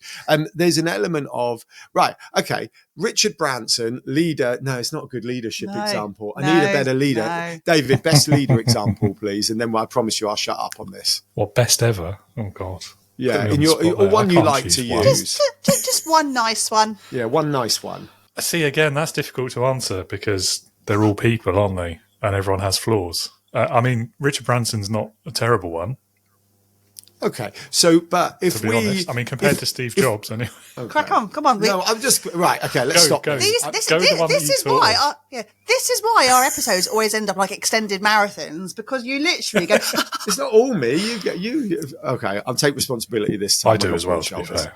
Yeah. I just feel more emphasis needs to be put on the person / magic. And magic's just a buzzword we're using because it's a buzzword. Magic is a buzzword because it's Christmas, right? But I just feel more emphasis needs to be put on the person than we sometimes allow ourselves to. Yeah, I would agree with that. And I So know what you're saying you as well believe about in a magic? team and whether it... I do know what you mean about when you get that right team and they just gel perfectly, and it feels like, I don't know if magic's the word I would use, but it's a great thing when you see Christmas. It's Christmas. You use magic. It's it. All right, magic. It's fine. It's magic. There you go. Yay! And yeah, I mean, we've all worked in a team where we still look back at it, I think, and we feel like that would never be replicated. That experience was a one-off. I don't know how much of that is down to the leaders. Again, I'm going against my own narrative because, again, looking back, like I don't think they had any intention of creating a team that was that good. I think it just happened by accident. They made a couple of good hires and a couple of others by chance, and it just worked. Well, so therefore magic, but Maybe. ultimately, yeah. No, You're talking I me absolutely round. agree. You're talking me round. I feel, going back to the leadership element of that magic, that chance, I still think they need to do an element of orchestrating. So, if we conducting, sorry, is the word I meant to use because I was thinking of an orchestra. Right. Because in an Nice, orchestra, you still need the timpani to be on form, the string section on form, and woodwind. I used to be in an orchestra. Yeah. I never used to look at the conductor. To be And fair, though, we I all mean. know that an orchestra is, the conductor really is just there for show. Yeah. But I imagine a great conductor would still make a difference. Right. Anyway, sorry. We're still on the first question. Yeah, maybe it's because it's Christmas, but Mr. Bean just popped into my head there, and I feel like the conductor definitely makes a difference from that episode alone. I don't know that in there. episode. No, I don't know that. I'm sure it's one of the Off I go. Christmas episodes because he's out doing his Christmas shopping and there's a Salvation Army band. Yes, And the conductor walks off and leaves the stick or something. He picks it up by mistake. And, yeah, Yes. it's worth a watch. Is Mr. Bean one of those shows where there's only actually about 15 episodes and everyone, you know, because it's so ingrained in our culture, we all presume there's like 1 million episodes, but actually there's not. I believe so. Yeah, apparently there was a cartoon at some point as well. But, Still is a and a cartoon. couple of films. Still is, really? Wow. Is it any good? I've caught our kid. No, it's awful. It's awful. There's a lot of trash in the kids' kind of what I cartoon thought. world. Yeah. We talked about Secret Santa already. Have you ever actually done it in past jobs? And if so, what was the funniest or weirdest gift you ever got in a Secret Santa? I can't actually, Alan. You cannot do your one. It's So, a fam- no. I'm not going to say what it was. I'm not going to say. So I have a story. Look, long story short, I don't know if I should say this in public, but I feel like if I say it in public, I'm not going to say what it was because I really can't because it's not How appropriate. to get cancelled. But I feel I have enough in my back catalogue that I could get cancelled if they really wanted to go to town on me, right? And it was all done innocence at the time or me just being a donut, for want of a better word. But I definitely I got someone a gift on a Secret Santa whilst employed that I feel in 2024 I'd be in HR, right? I would be hauled up for a meeting if they knew who got it for them. But it's that bad. We can't say it. We genuinely can't say it. So, and also to the extent that I'm mildly embarrassed, you know, that's my benchmark. I'm now, as I'm 46 and I look back at my kind of pre-35 years, I have quite a lot I'm embarrassed about, which you go, oh, I've learned from that. And you go, have I learned from it? I now just keep myself to myself rather than... I've never had a dodgy Secret Santa. In fact, I didn't have many Secret Santas in any of my employment before Yellow Tuxedo. But I was with a client the other day because we have a few that we work with on an outsourced basis. And I was in their office the other day. And again, it's the Secret Santas in your own jokes in your own team and all those. Okay, I know what you're going to say now. those things that this won't get you cancelled. Yeah, in the culture of your team, or the in jokes, it's funny. But when you bring someone external into that and they don't know what the backstory is, it was quite hilarious. So I'm in their office, and it's quite a large office. And I went, you know what, I'm going to make myself a cup of tea.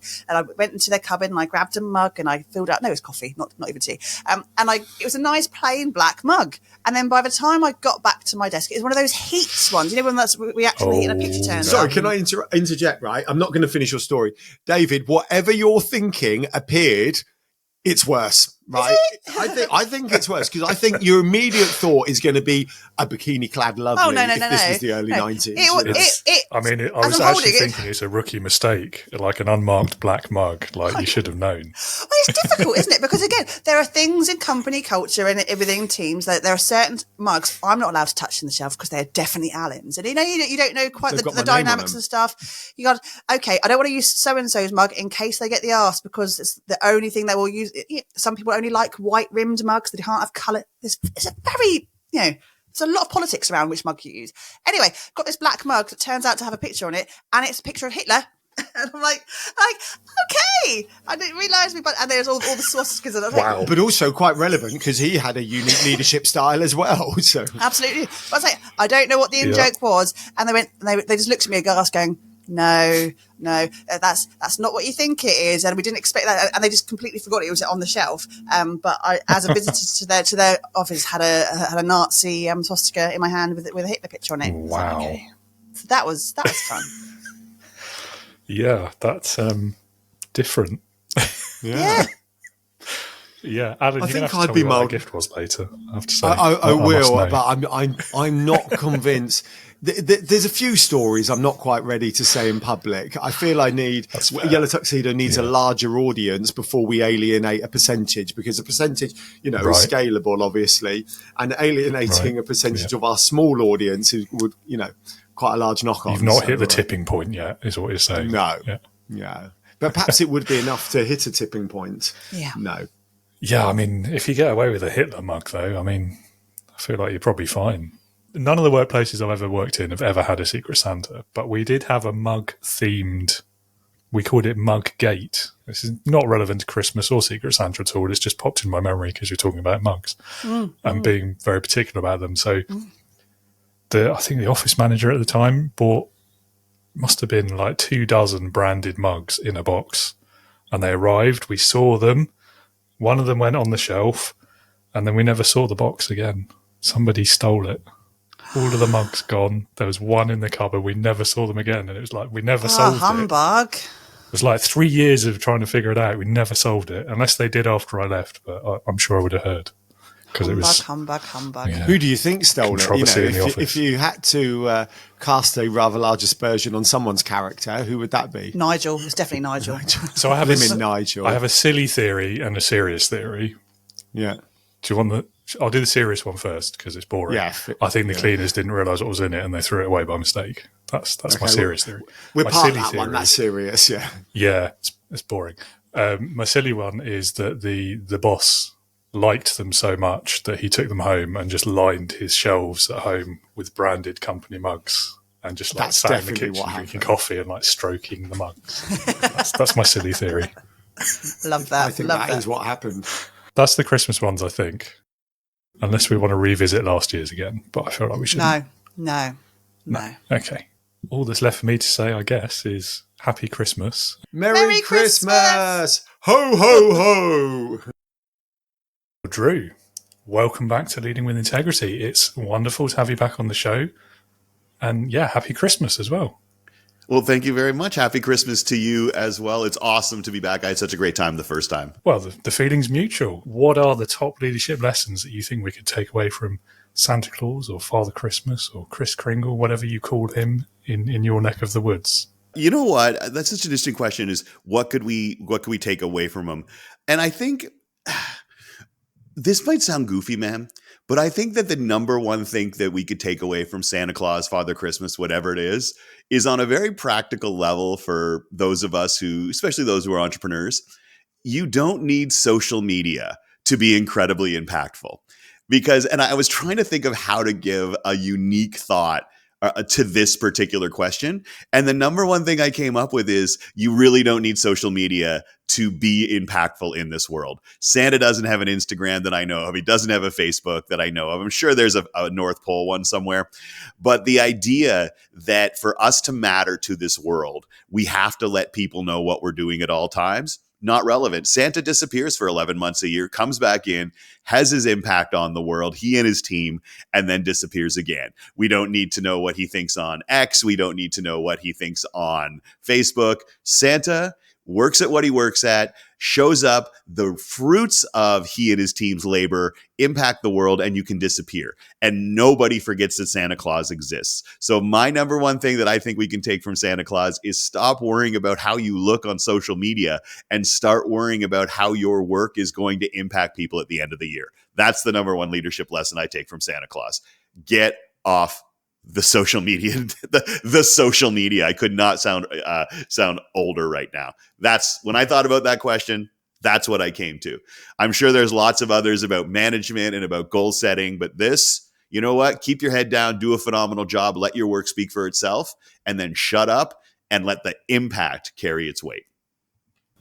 It's definitely a unique answer. It's going to make a great clip for social media as well. No, sorry. Couldn't resist. That's true, though. It really, really is. I think we also have to learn that when you take a look at Santa Claus and leadership, I think it's an excellent example of knowing that you need more information before you can make assessments of people. For instance, I have no idea what Santa's compensation package is. I really, really don't. I mean, if this dude is making, Elon Musk money, then it does change the way that I view him as an entity, right? But if this person's doing this all out of the goodness of his heart to spread joy around the world, then you think about his lessons differently. And so really, is Santa a capitalist or not? That really informs whether or not I feel that his lessons are things that I should listen to.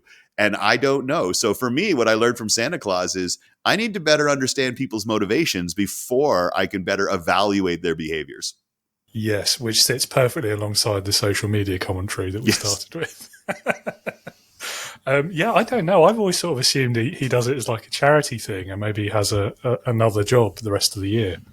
But I don't know. Like, who is he just knows? independently wealthy?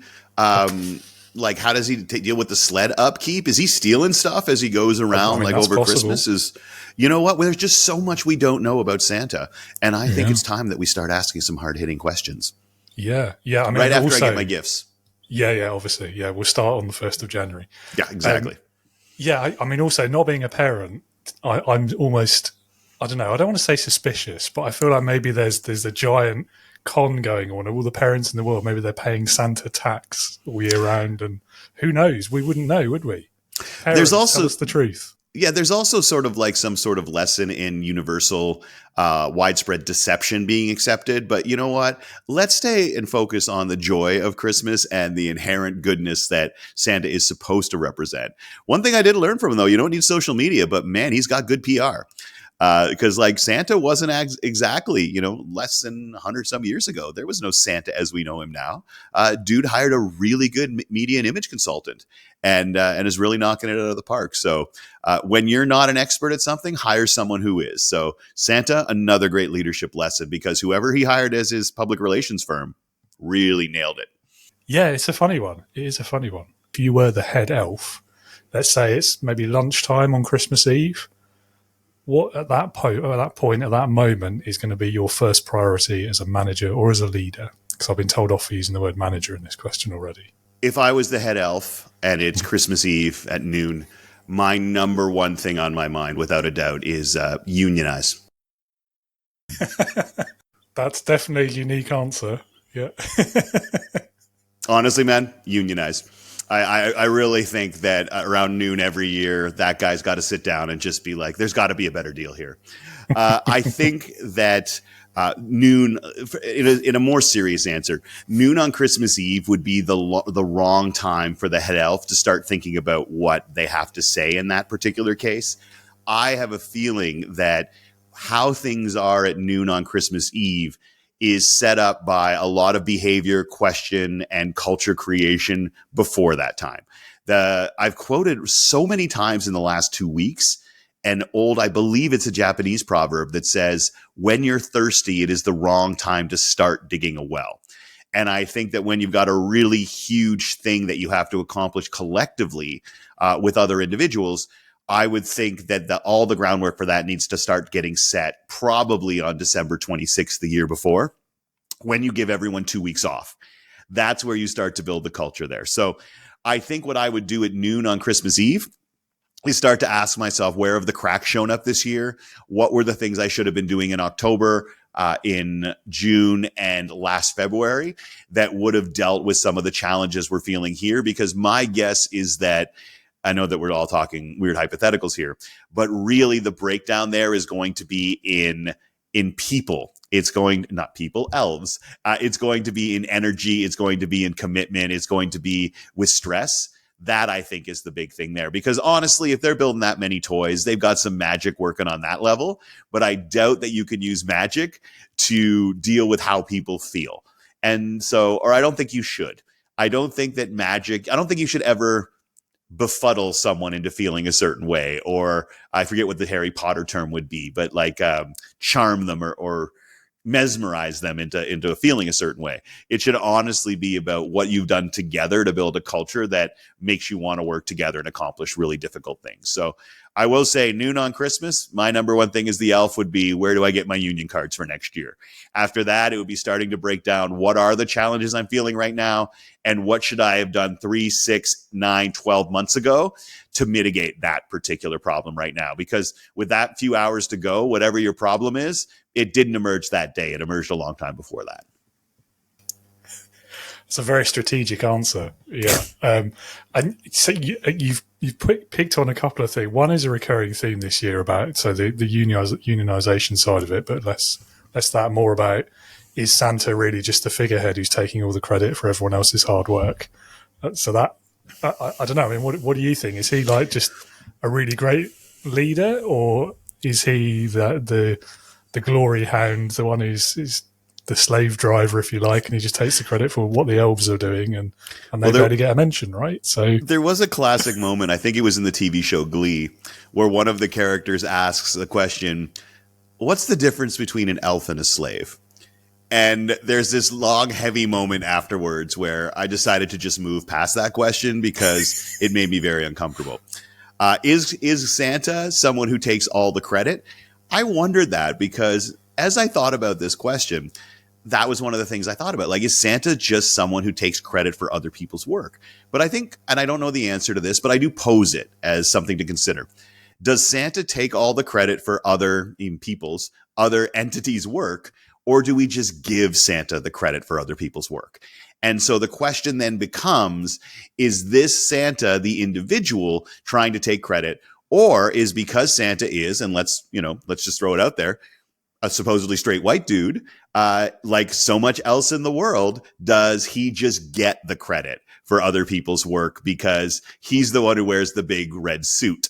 So it's hard not to pay attention. He's also going to be taller than all of the other people who supposedly work for him. You also notice that they make the people who work for Santa not human, right? So it's a little bit easier to deal with the fact that, wow, they do an awful lot of work and don't get a lot of credit. So there's all these things that are wrapped up in the whole mythos of Santa that because of this podcast, I started picking them apart, and you wrecked Christmas for me, David. You really did. So thanks so much for that. You're welcome. No, for what it's worth, I think we do have to ask that. Let's take a step back and look at the Santa situation as an example of broader things in society. Does Santa take all the credit, or do we just give Santa all the credit? And if that's the case, what is the responsibility of the person who's being given all the credit to offload it to others? Because let's face it, for a guy who gets talked about a lot and featured a lot, we don't hear a lot from Santa directly, do we? Like, we hear from Santa's mythos, we hear from his PR firm, but we don't see Santa get up and give a state of the poll address every year. We don't really, Santa doesn't get up and say, I want to thank you all so much for the cookies and milk, and I want to throw a shout out to my team and my agent and everyone who works behind the scenes. He never does that. So the thing is, though, we created Santa. So what does it say that we don't ever have Santa do that? Wouldn't it teach young people a lot if on December 27th, Santa showed up on TV and said, hey, much love to the elves, much love to Mrs. Claus, much love to everyone who put out the milk and cookies.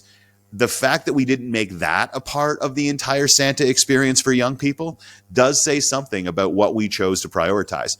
We tell the Santa story to young people. We chose not to have Santa say thank you.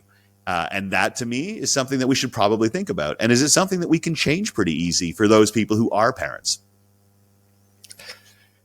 Yeah, I mean, we've got a Christmas conspiracy here, haven't we? I mean, you're right. I think given how long the mythos has been around, I think it's understandable in terms of the cultural context way back when it was first coming up. But yeah, should it be reassessed for the modern world? Definitely. And I was going to say as well, I'm not rationalising or defending Santa in any way, but I feel like part of his thing is that he's not allowed to directly communicate because that would ruin the magic somehow. Yeah. Maybe he's sitting up there, in the pole and feeling really bad about it all, but he's not allowed to do it for whatever reason. I don't know. At least he could send a tweet. Oh, wait, no, he can't. I already discussed that. Yeah. Hey, look, you break your own rule. So is Santa a good guy to work for? Hey, look, I think the idea of Santa is amazing because at the base of it is altruism and bringing joy. And I think that's awesome. From a leadership perspective, the only thing I'd give a heads up on Santa is that you got to pay attention to the culture and the environment of the people who are working with you. So the thing I always get to is like, Santa's awesome, but he's got to pay attention because like, what Rudolph went through wasn't awesome. And Santa didn't seem to know that. And so, when there's stuff like that going on with your team, I always kind of go back to like, where was Santa when all the other reindeer were being pretty mean here? You got to step up and nip that stuff in the bud. Now, maybe he stepped up and said, I'm going to show them what Rudolph can do. And it was all planned. But I think it's really important to stay connected to your team so that you can start to identify when there can be some toxic things going on within it. And then you as the leader, and I think this is a great lesson for Santa, is he took a look at his team and said, I know the individual strengths of my team. And Rudolph has this strength. And the challenge I would offer to Santa is, okay, but Rudolph suffered because you hadn't made that apparent yet, and you didn't tell Rudolph that either. And so there were some extra steps that could have been taken there. But I do celebrate the fact that what Santa did is take a step back and say, I have a diverse team here. and I'm going to make sure that I put them in a position to succeed. And when you look at the Rudolph story, that was an excellent example of a leader putting someone in a position to succeed. It was treading the line, wasn't it, between some of the old-fashioned ideas, like the leader knows what's best, he doesn't need to communicate, he's just going to make it happen, that sort of narrative, versus the modern sort of things you're talking about, where actually, yeah, we should be playing to everyone's strengths and making that diversity an advantage, not an obstacle even. But not quite there, so sort of halfway between the two. So, yeah, I mean, maybe he's always been a progressive leader and we just don't have the latest story about what he's like today. Who knows? We don't have a lot of insight on Santa. And I think, in 2024, it might be time. He could teach us a lot. I really do think. So it was just interesting when I started thinking about these questions. I couldn't help but reflect on the fact that we learn a lot about how leadership is perceived by looking at how we create fictional leaders. And Santa is a fictional. Sorry if anyone's listening that isn't fully aware of this. Spoilers. But yeah, spoiler alert. Santa is a concept that was created, and everything that we create and pass on, there is something that we're trying to accomplish with it. And so I never really sat back and thought, the ideas of Santa Claus and the concept of the magic surrounding that. What was the point? Like, what were we trying to teach? Because mythology is there to explain things. And so I never really sat back and said, what was the creation of Santa Claus and all of the ideas of the magic and joy of Christmas and what he can help create? What was the point of creating that? What were we trying to get across?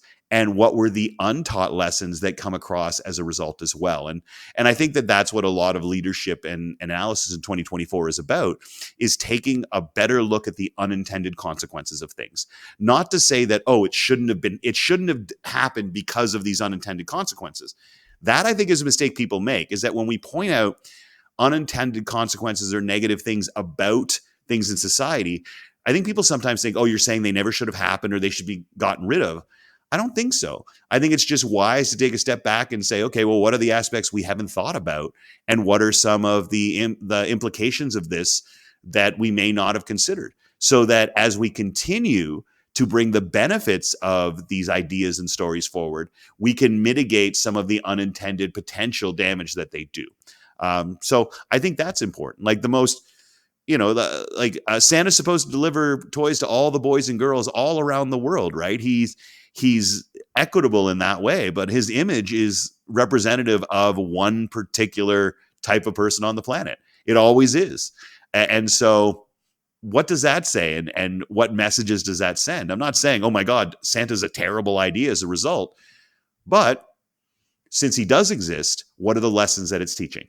And you know what? Are there some that we'd prefer? And there's no rule that says we can't tweak things every single year to make it less potentially negative and just accentuate more of the positive. Because Santa's awesome. All right? Santa brings presents. Santa makes fat guys look good. I think we're all on the same page there, definitely, that last bit at least. I mean, as to what he was invented for, I mean, who knows? I've always, maybe this will give you an insight into my mindset, but I've always sort of assumed it was about the naughty versus nice, and it was about motivating children to behave, at least originally. And then we could go down the capitalist conspiracy route, but maybe best not, because Christmas. I think, you know what, my man? I think it's both. I think that parents have always been looking for a way to sort of leverage good behavior out of their kids. And if Hallmark at the same time can get Norman Rockwell to make them some money, or Coke, or I did a little research a couple of years ago about where like the modern Santa Claus came from, and it very much was marketing. But it's wild how recent it is. You think about it, like, oh wow, this was like post 1900 really that sort of concept became mainstream. And if it's all you've ever known, you assume it's all that's ever been. So. But for me, like it was added to bring a joyous element to a time of year that can get dark and cold and bleak. And so I'm not ever going to say that's not something that isn't worth pursuing. Yeah, absolutely. It's the warm and fuzzy, isn't it? That's what you're looking for this time of year. Warm and fuzzy in my tum-tum is one of my favorite YouTube personalities likes to say. Definitely. Well, that's probably all we've got time for this Christmassy conversation. Drew, thank you for coming back again. It's lovely having you back. And yeah, I must say you're looking very cozy and Christmassy. Well, thank you very much, my friend. It's a happy holiday season. It's great after 200 days on the road to have a few weeks to just be home. And honestly, if there's nothing else that the holidays are about, it's about giving you the chance to reconnect with people. And we do that through gifts as an indication of how important the connections are. But the gifts are just an indication of how important the connections are. It's the connections that we're actually here to celebrate. And so let's just try to make sure that the holiday stays about what the gifts celebrate and not the gifts themselves, right? Definitely. And that's a lovely note to end on. Although I will add, we've got to have a new hashtag as well, which is Elves are people too. Yes. Raymond, welcome back to Leading with Integrity. It's great to have you on the show again. It was such a great episode last time, so really looking forward to another conversation. And of course, Merry Christmas too. Oh, thank you. And Merry Christmas to you, David. It's certainly a pleasure, a gift, if I may, to be back on with you. Oh, well, likewise. It's a gift having you back. I'm going to dive straight in with a fun question, hopefully a fun question. And I feel like having spent as much time in the Navy as you did, and all that time aboard ship, no pressure, but I have big expectations for your answer to this question.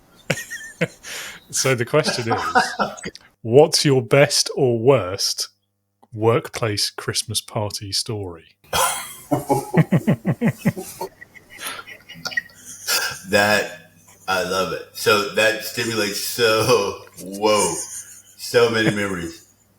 And I'll just walk very slowly to make sure I tell the right one. So okay, many days at sea, and it's very interesting. Culturally in America, there are groups who are very supportive of the Santa Claus story and the Saint Nick story, to the point to where they're tracking Santa Claus on the news and, wearing across America and across the globe that gifts are being delivered and so forth. And in a very odd way, I thought on ships, we would keep that same measure of make-believe alive.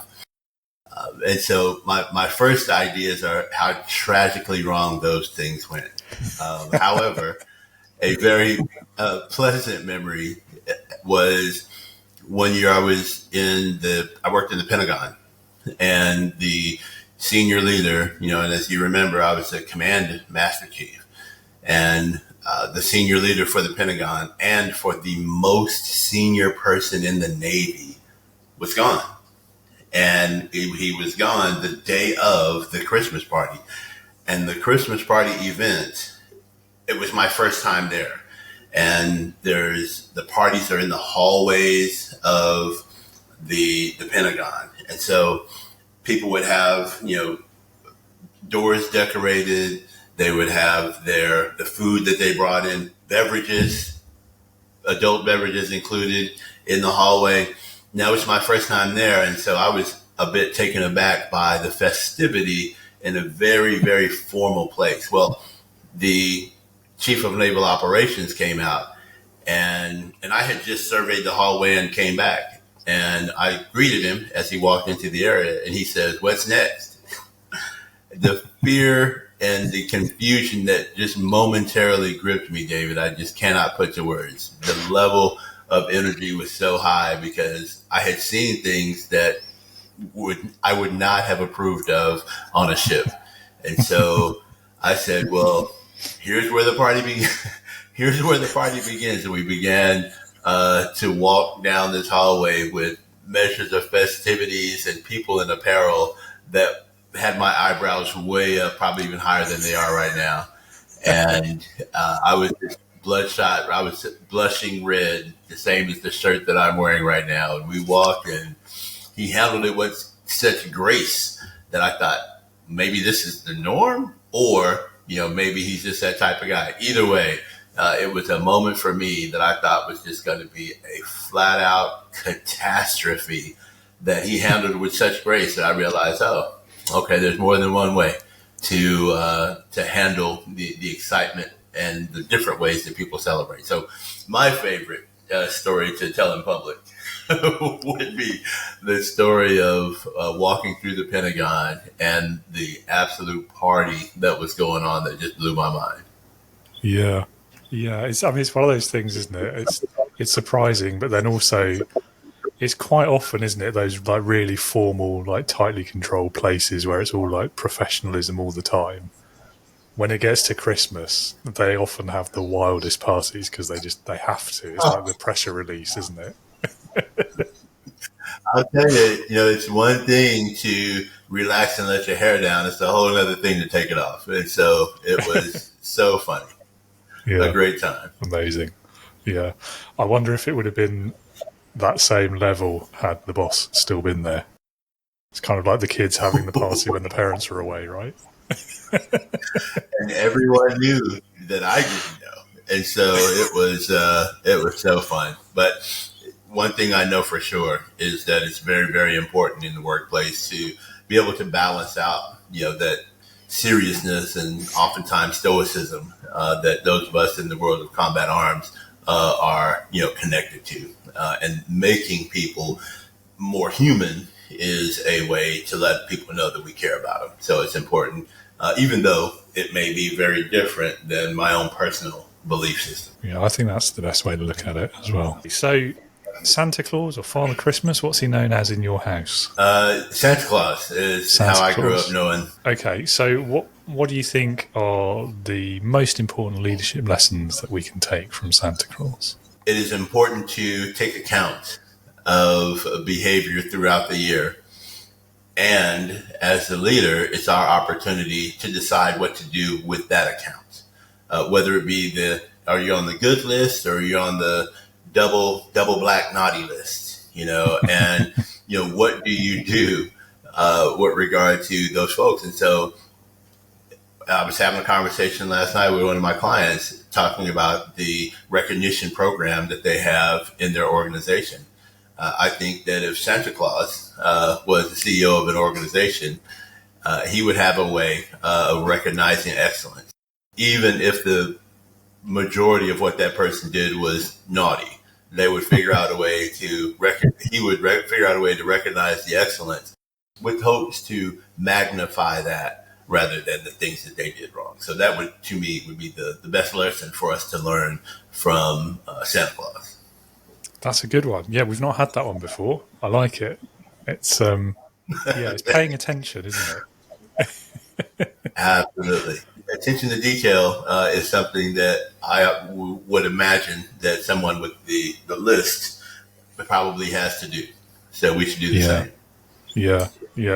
Do you think he's a good boss, good leader, or like one of those terrible ones? Is he like the stereotype? He only works one night a year, and the rest of the time he's just got everyone else doing it all for him with his feet up. What's your take on it? I would think that he's a magnificent boss, and likely because he's got a sidekick with a big stick. So there are some leaders who are the jolly old person that comes into the office with the big smile and the gregarious personality, setting, lofty goals with ambiguity. And then they have someone fierce who is drawing the left and right lateral limits so people work within the expectations of the dream.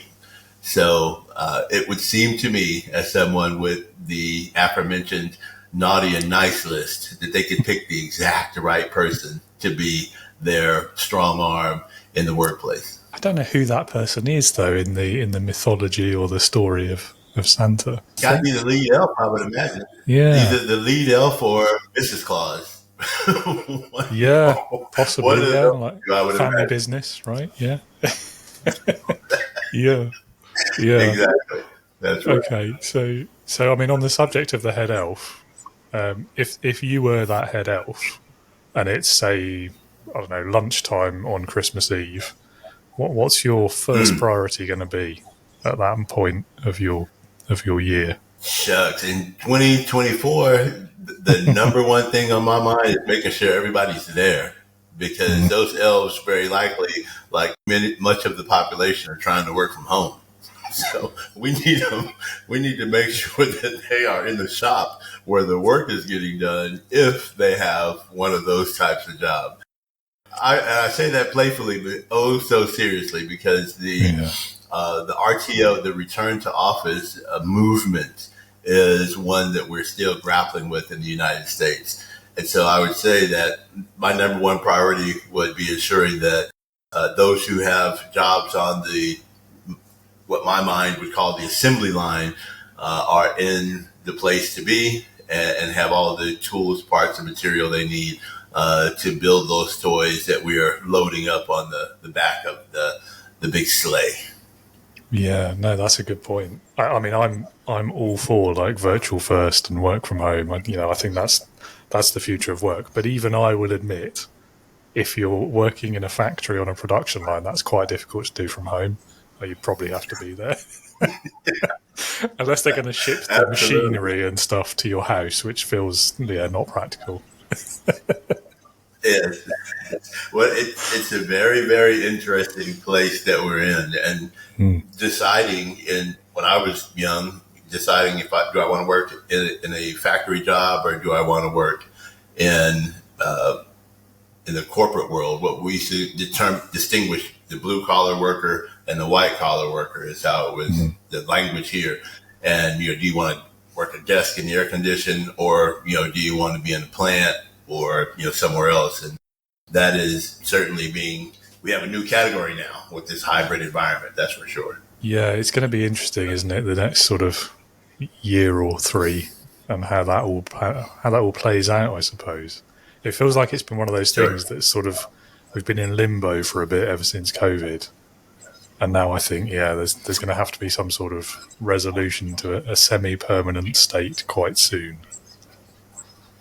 The voice of the psychologist has been one that we have been hearkening to more so, I would say, during COVID and in these post-COVID years. And from my perspective, time will tell the value of the workplace and community versus the online community. Certainly a challenge. Some of those challenges I address in my book, building resilience for hybrid success. It's really an interesting study for how do we do better going into the future, and we're a communal people, so how we figure that out is important. I'll admit I'm slightly cynical about it, and I feel like it almost doesn't matter where you are and what the format is. Like, if it's a bad company, it would be a bad experience. If it's a great company, it would be a great experience. And I feel like we're maybe worrying about the wrong thing, but I don't know. Great point. I mean, because people are people. So exactly. When people begin peopling, whether it be in the face-to-face environment or hybrid, I think that we have to increase our training and skill set. We have to upskill to the hybrid environment so that truly there is a better way. Absolutely, yeah. Well, that got very serious for a Christmas episode, didn't it? Should we go back to a silly Christmas question? Christmas guilty pleasure. What's your top one? Number one for me is now was born in Texas, raised in Oklahoma, so my foundation is very what we here in the U.S. we call it very Southern, and one of the highest levels of Southern pleasantries is dessert. And in my community and in my house, sweet potato pie is a staple. But I have begun to learn this from one of the most senior leaders I ever worked with. What I have begun to do over the last 7 years is breakfast for me on Christmas Day is sweet potato pie. So that is my absolute guilty pleasure is sweet potato pie for breakfast. And I should probably do it more often. No, I must say, as someone from the UK who's never tried sweet potato pie, like, how sweet is it and how much actual potato is it? I'll tell you, the sweet potato itself is pretty pleasant. And I think that it's so sweet that your UK palate might be a bit overwhelmed. Right. Because we have so many, sweets and things that are allowed here in America. For me, it's not overly sweet, but the love and care that the cook puts into it can certainly be tasted. So I would say if I was going to compare it, it would be the sweet potato occupying likely 75-80% of the taste and the sweetness, and then the butters and the cinnamon and the sugar and so forth what add to the flavor. Interesting. Yeah, I'm curious. I have to admit, I am curious. I'll try it one day. I'll find a recipe online. I'm sure there must be a million of them. And I mean that if you find yourself in the continental U.S., I'll come bring you a slice. It's like that. Nice. Okay, I might take you up on that one day. Yeah. You might regret saying that. Yeah. It'd be my pleasure, to make my way to wherever you are to deliver this pie that we're talking about now for Christmas. Awesome. What about Secret Santa? Is that a thing in the Navy? I guess not, probably. Not in the Navy. No. Culturally, in the Navy we try not to have secrets. Right. Yeah. Culturally, and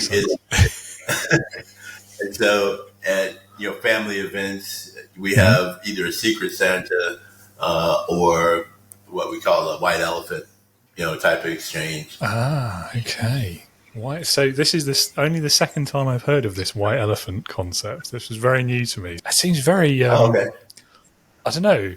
It seems like a recipe for a big argument, at least in a family setting, to me. But and there's ways to control it, and so the parameters are have to be very set and very clear. If there's for example, if there's a limit on the price that you can pay for a gift, then that makes it very simple. The Secret Santa, the last time I participated in the event like that, the gift could not be over, I think it was over $50. And so $50 and below, and some people would, of course, bring in, baby pacifiers and baby bottles as a prank. But most folks, would buy a reasonable gift. And so that's a way to control, the emotion of it. And then if the white elephant exchange can only happen between the two gifts that are being given, name gets called and you get your gift, the next name gets called and they get theirs and they say, I want that one, then that's a way to control it as well. But it's very, very fun. So what's the most memorable gift you've had in a Secret Santa then? A pair of cufflinks. Okay. Really, really nice.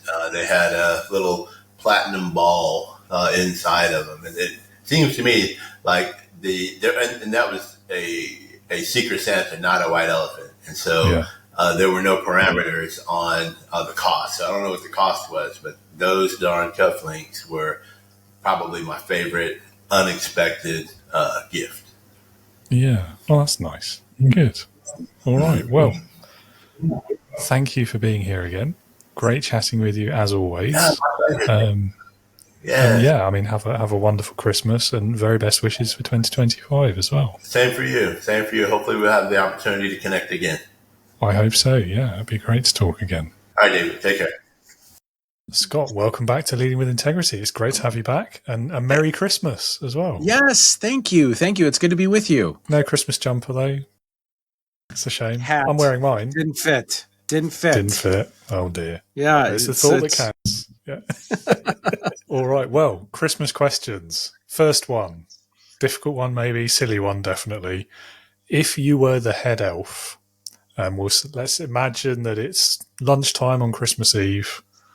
What is your first priority as a leader, as a manager, going to be right in that moment? I am going to walk around and find as many things that are going well as possible, highlight them, say thank you, authentically engage with the people doing the work, and really try and breathe a little life, energy, enthusiasm, and gratitude into the space. That's exactly where my mind would be focused Of course, I'd be putting out some fires as well, but I would really be trying to protect that quadrant 2 time, which is that stuff that's important but not urgent, and just reminding myself to walk around, say thank you, catch up, check in, connect, and you know what? Breathe some life and energy and enthusiasm into the space. That's what I'd be doing. That's a good answer. Yeah. Bit too serious for Christmas, but it's still a good answer. Yeah. Yeah. It's too serious. Oh no, that's not good. I mean, that's what you have to do. You have to go around and because I think I could be consumed with just being stressed out about everything that's not going well, and that takes over, and then that's all I can see. So I would work really, really hard to practice creating a different weather pattern, right? Like it. Yeah. Good callback as well. Excellent. Yeah. I don't know. Do you think elves get stressed at work? Is that a thing? I don't know. I'm not sure. I don't know. Is there anything in the animal kingdom that doesn't get a little stressed when at work? You know, in some cases, I guess it's working to survive, to find food. That can be a little bit stressful, I imagine. But I think stress is inherent in the human existence. I think sometimes stress can be a really, really good thing. And I think at times I get that feeling in my stomach of, okay, how is this going to go? I've had that a few times lately where I know I'm pushing myself a little bit, and that stress can be really, really positive. And I think stress can also challenge us to change. I think it's when it becomes too overwhelming and maybe we don't have the resources to cope with it, that it can be too much. And sometimes I can bring myself to that place too, for sure. But yeah, I think stress, I don't know. Is it kind of inherent in existence, especially if we're pushing ourselves a little bit? Maybe. So two counter questions to that then. I mean, one. Yeah. Are elves part of the animal kingdom? I feel like they're magical creatures. Maybe they're an exception. And two, they very much love what they do, don't they? So do you think that mitigates the stress entirely? Well, you know, maybe it's not elves that whistle while they work. I was just thinking that it's not the elves who whistle while they work. No. Are elves part of the animal kingdom? I would not put anything on them. I will let them identify how they think they should be. If they want to be a magical creature, that's cool with me. If they want to be a part of the animal kingdom, I'm okay. I'll let them determine that. I fear we're never going to get that answer, are we? The real answer is I don't know. No, do elves get stressed out? I have to imagine they would get a little bit stressed out. I mean, Santa wants to make sure that it's perfect. He wants to make sure that every kid has what they asked for, and I think that's important. That's a critical task. There's a high standard to live up to there. So I do think that at times that could be stressful, that work, to make sure that everything's perfect. Yeah, and Santa himself, what do you think he's like to work for? Is he like the terrible boss or the great leader? What do you reckon? I imagine Santa is delegating some of the tasks to some elves that are in charge of making sure everything's ready to go. Santa's busy checking his list and making a list and checking it twice, right? Isn't that going to find out who's naughty or nice? Is he that busy though? I mean, he's only going to check it twice. That's like 2 jobs, and then he's done. So there's a potential controversy here that has been raised by others as well. Is he actually just a layabout? Like, he works one night a year, and the rest of the year the elves are doing all of the hard work? Or David, are we being unfair? This is the stuff that goes through your head, isn't it? It really is, yeah. I must know the answer. Laying awake at night, is Santa good to work for? I mean, only in December. It's not like an all year round problem that I struggle with, obviously. Then it goes on to the Easter Bunny, and it just continues. Oh, don't get me started on the Easter. On the Tooth Fairy, no. No, I have to imagine Santa is a good person to work for. I hope that Santa is a good person to work for. I think you've got Mrs. Claus, of course, she's helping out. And, of course, you've got the reindeer. They're doing their part. It seems like there's very clear roles as to what people are doing up there at the North Pole. So that we know that that's helpful when we have role clarity to minimize some of the stress. So that's what I think. That's how I think it's going. Yeah, I think you're probably right. I think we probably have to think that way, don't we? Because otherwise, Santa becomes something not very Christmassy. No, I don't want to think. I mean, there's films, right? Bad Santa. There's films where Santa people impersonate a less than desirable version of. But I'm gonna go with more of like a positive, uplifting, inspirational, transformational leader, servant leader, authentic leader. I'm going to go with all of the leaders. Just fill in the words ahead. Emotionally intelligent leader. I'm going to go with all of that. Fair enough. I'm not going to argue with you. It's kind of related to that, what we just talked about. But what do you think would be the main leadership lessons that we can learn from Santa Claus? Well, okay. At least one that comes to mind for me is that, you have an individual with a very, very clear vision of what we're trying to accomplish. And so I think it's audacious. It's not a simple, easy vision. It's a very clear vision. So we have a vision, but then we also have the logistics kind of in place to actually make that vision a reality, which is pretty darn cool as well. So there's a futurist. His name is Joel Barker. Let's see if I can get this, David. I don't know that I can on the first shot here. Action without vision just passes time. Vision without action is merely a dream. Vision with action changes the world. That's Joel Barker. Some version of that is Joel Barker. He's a futurist. I like it. You've got an individual here who's got a really strong vision. This is what we're going to accomplish.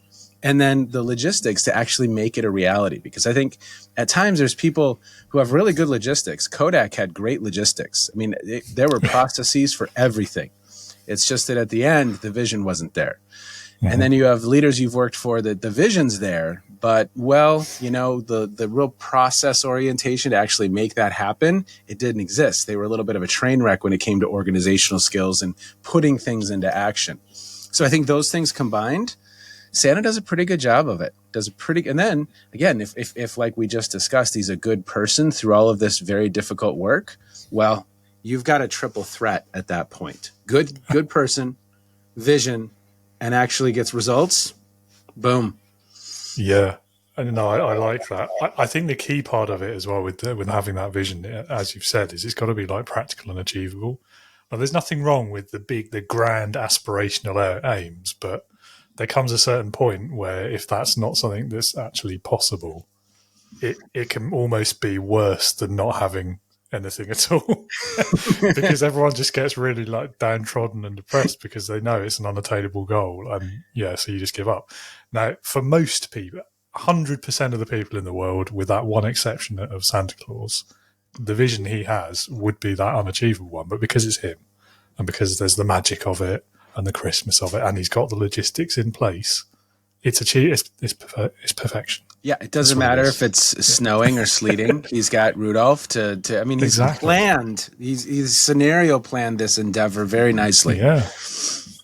I like it. Yeah.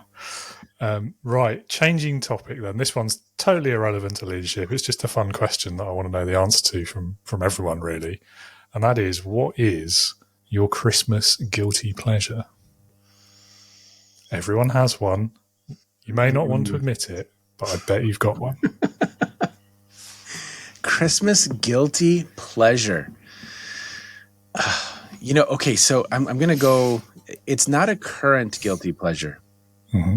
And I don't even know that it's a bad guilty pleasure, but I remember my grandmother she was in Iowa in the United States, and she made these sugar cookies that as a child, I could not, they were addictive. And so I would eat these sugar cookies. There was this frosting on them. I've never tasted a cookie that was this good since, but every Christmas, I just did not feel good at all because I'd eaten so many sugar cookies. I just walked down, and they were in these different shapes. There was a Christmas tree shaped one. There was a Santa shaped one. There was a wreath. There were all these different shapes. And I just snuck downstairs all day long, all night, and ate these cookies. And again, when it was time for the real meal, or if it was really throughout the whole weekend, I just didn't feel good because I'd eaten so many of these cookies. So I don't know if that's a guilty pleasure. It was definitely a pleasure. And it's hard to admit, but I just kind of binged on them. They were so incredible. And I haven't tasted anything like it since. Yeah, there's that saying, isn't there, that a hangover is the sign you had a good night. Well, I feel like feeling bad at Christmas or the morning after is a sign you've had a good Christmas. You've done it right. Yeah, definitely. And this is another story. This isn't a guilty pleasure, but gosh, I think it was maybe the last Star Wars film that came out. This is a funny story. I think it was right around the holidays when it came out, because I remember sitting alone. I couldn't get anyone in my family to want to go to the theater. So I got 2 Christmas ales and I sat in the theater. I had 2 Christmas ale beers and I sat in the theater by myself and I watched that final film. It was episode 9, whatever that film was called. And I cried. Really? At Star Wars. Because of how bad it was, right? No, I've been watching that. I saw that in the theater with my dad in 1977. So I've been kind of following that series. I'm not like so into it that I've watched all the animated series and everything on Disney Plus, but it was a big part of my childhood. I think I probably have maybe something up here that is an R2-D2 if the screen was out a little bit further. Yeah. But so that was also, I don't know if that's a guilty pleasure, but it was embarrassing kind of to tell the story to the world just then. Nah. C-3PO, Princess Leia died. R2-D2 is right there. Oof. Yeah, I mean, it's not embarrassing at all. I'm. You can't see it on the camera, but I'm standing here wearing a Star Wars themed Christmas jumper. So yeah, it's not embarrassing at all. Yeah. Legit. Okay. You can't see it, but it says "All I want for Christmas is you." Okay, so there you go. You know? I love it. It. Yep. So yeah, not embarrassing at all, unless I've just also embarrassed myself, one or the other. But at least we're in it together. Yeah, for sure. I kind of lost it a bit with that last film. I think the new ones generally, I'm in the camp of didn't really enjoy them that much. I let's see.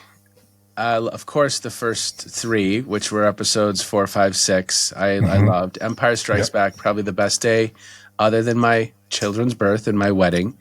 One of the best days of my life was my cousin, who was about 7 or 8 years older, drove me to the theater, and we watched Empire Strikes Back in the theater 3 times in a day.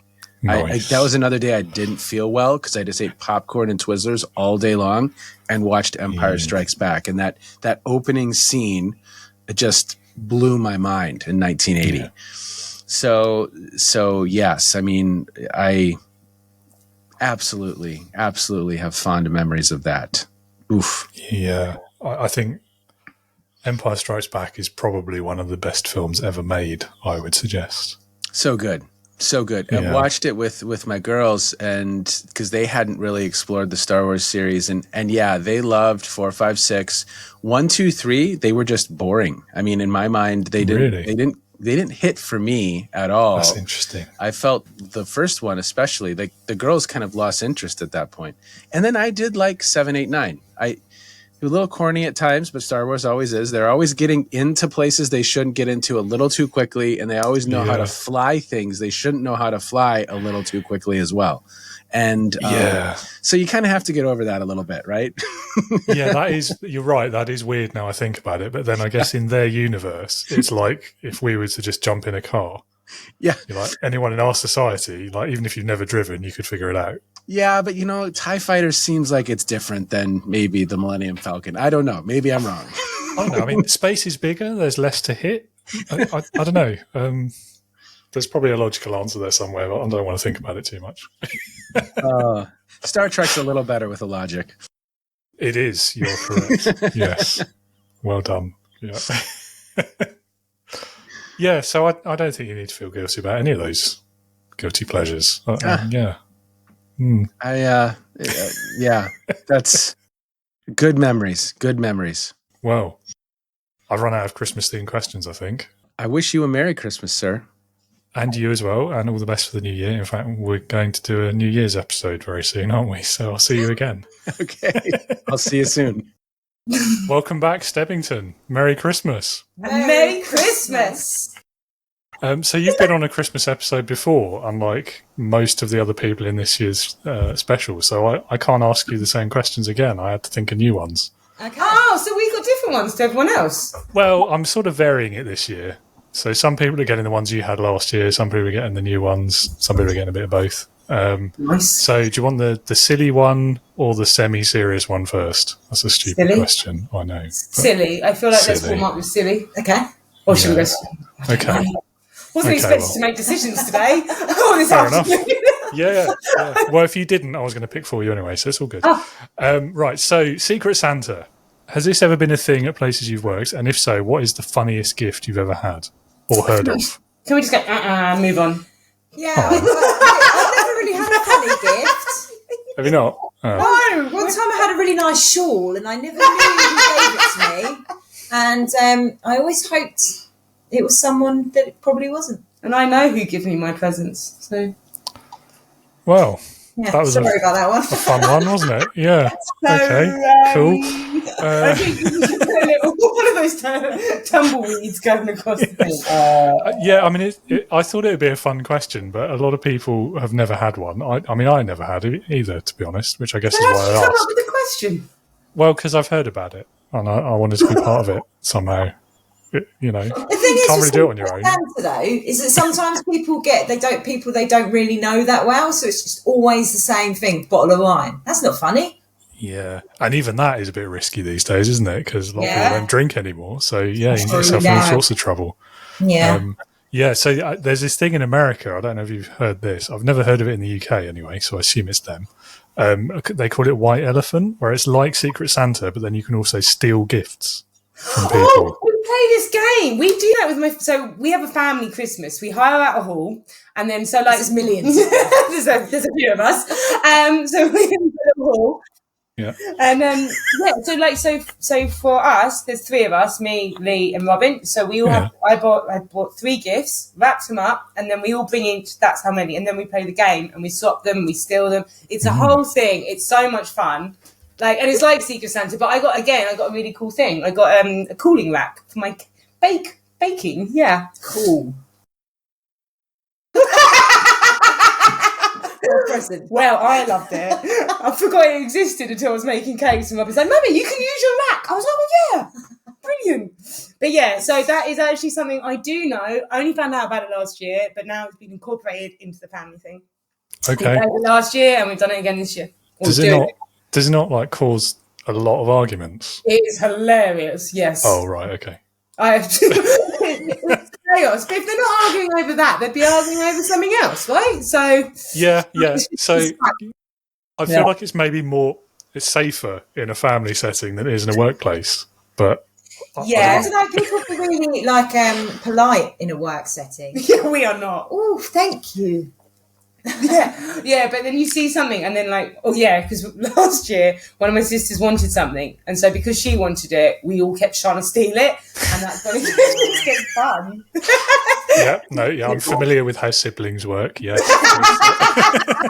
Can't remember. Last year we definitely did the office Christmas party one, didn't we? I remember you had an amazing answer to that. We've got a new one this year though. Have you? Yeah. Go on then. Twisted my arm. Can you call it a party when there's only 2 people? Yes. Well, I mean, I think you can call it a party with one person, personally. I have to say that. But... Yeah, so we had the Stebbington Christmas party at the end of where was it? Karaoke. We hired out like a hall, it wasn't a hall. Just for 2 of you. Right. It was massive. We got in there with sofas and everything. We were on the floor. Singing, we were performing. And at the end of every track, there's a built-in round of applause. Really enjoyed that. We loved it. So it was just feeding the egos. But yeah. But the hard thing about it was that at the end, they came in to make us leave. And he was like, oh, apparently, it was right in front of the staff room. So anybody who went into the staff room at that point could hear us just bellowing and singing. Yeah, but it's okay for Debs because he said, oh, which one of you can really sing? I'm like, well, that's her, because I know that's not me. No one in the history of my life has ever said, wow, Steph, you can really sing. I said it. I know, darling, but you were we were singing nice. harmonies and everything. Yeah, but you just... was very impressed. I make her sound even better than she is. No, Debs is very good. But when we were in the room, it was just so much fun. I think we just released everything, full performance to the walls. Yeah. Lots of fun. There was drinks involved, of course. And paninis. Okay. And was it a karaoke place that you hired, or just some random place and then you bought your own machine? Or It was like one of those places where, like, it's basically where kids go. So we were all dressed up, like, looking nice. So there were like 6-year-old birthday parties and things going on. My Right. daughter's 7-year-old birthday party was there. Not the same day, surely. No, it was not. No. Nice. And so did you hire an audience as well, or just the room? No, we didn't need that. We've got the people in our head with the best. Right. All the voices were clapping. They were lovely. I really did like it though. The fact that like that, they always applauded at the end of every single one, and they had they had My Fair Lady. Wouldn't it be lovely? No, probably we not. got to do the full Bat Out of Hell. We got to do the full Bat Out of Hell, full like release version. Oh, it was amazing. Isn't that like 20 minutes long or something? It was like 12 or 13. It was about 25% of the time in the room. Yeah, because we only had an hour in there. Wow. So basically most of that was meatloaf. and then we can't tell you what happened after because we'd have to kill you. Yeah. Right. It was Okay, I fun. won't ask. Yeah. Stemmington You're on. banned for life, though, I assume. Yeah. No. I'll probably give a little bit of time before Yeah. we go back. Joking, it's all very PG. Yeah, what about you, though, David? Are you celebrating your Christmas? I know it's you, but you could still take yourself out. I mean, my celebration is taking a week off, to be honest. Although I have to say, this year I did go to the Yellow Tuxedo Christmas do a week and a bit ago, so that was fun. Because I think I actually do miss a good Christmas do, and it's weird doing it on your own. Like you can just go to the pub and sit there by yourself and order turkey, but it's a bit odd. We're both like, well, we do it. I love it. Yeah, but there's two of you. That's less weird. Celebration. Cheers, Steph. Thanks, Steph. Well done, you. Yeah, I mean, Right. the Secret Santa I did really fell flat as well. The present was rubbish. Oh no, what did you do? I got myself a present. Never mind. Oh, I got it. I thought you meant you'd got someone for Yellow Tuxedo. Oh, that was a good idea. I'll suggest that next year. We should do that. But yeah, they did get everyone a nice little cardboard thing with sweeties in it and things. So that's nice. And it is nice though, isn't it, to just do that, like go out. Like ours wasn't a massive thing. It's just nice to take that time to spread some festive cheer. Yeah. Yeah, and it's an excuse to buy a new Christmas jumper and then wear it in public and not care what anyone thinks. Oh, we went Sparkles this year. I went Star Wars again, obviously, because I always do. My Christmas tradition, I have like 6 Christmas jumpers now, and they are all Star Wars themed. I love that. I've had this Christmas jumper for so long. Like I need to buy an actual Christmas jumper. I've got one that lights up, but I've lost a bit that does the lights. So it's just a really like dull navy jumper now. Yeah, That's disappointing, isn't it? Yeah, that's all right. I'm an absolute mount. Amazing. If you were the head elf or head elves, because there's 2 of you, this question doesn't work with 2 of you. Never mind. Debbie would be the boss. I'd be the assistant. Right. Okay. So the deputy head elf. There we go. Yeah. Cool. Right. So if you were those, midday Christmas Eve, what is going to be your first priority as a leader, as a manager? Making sure everyone is all right. They've all been working hard.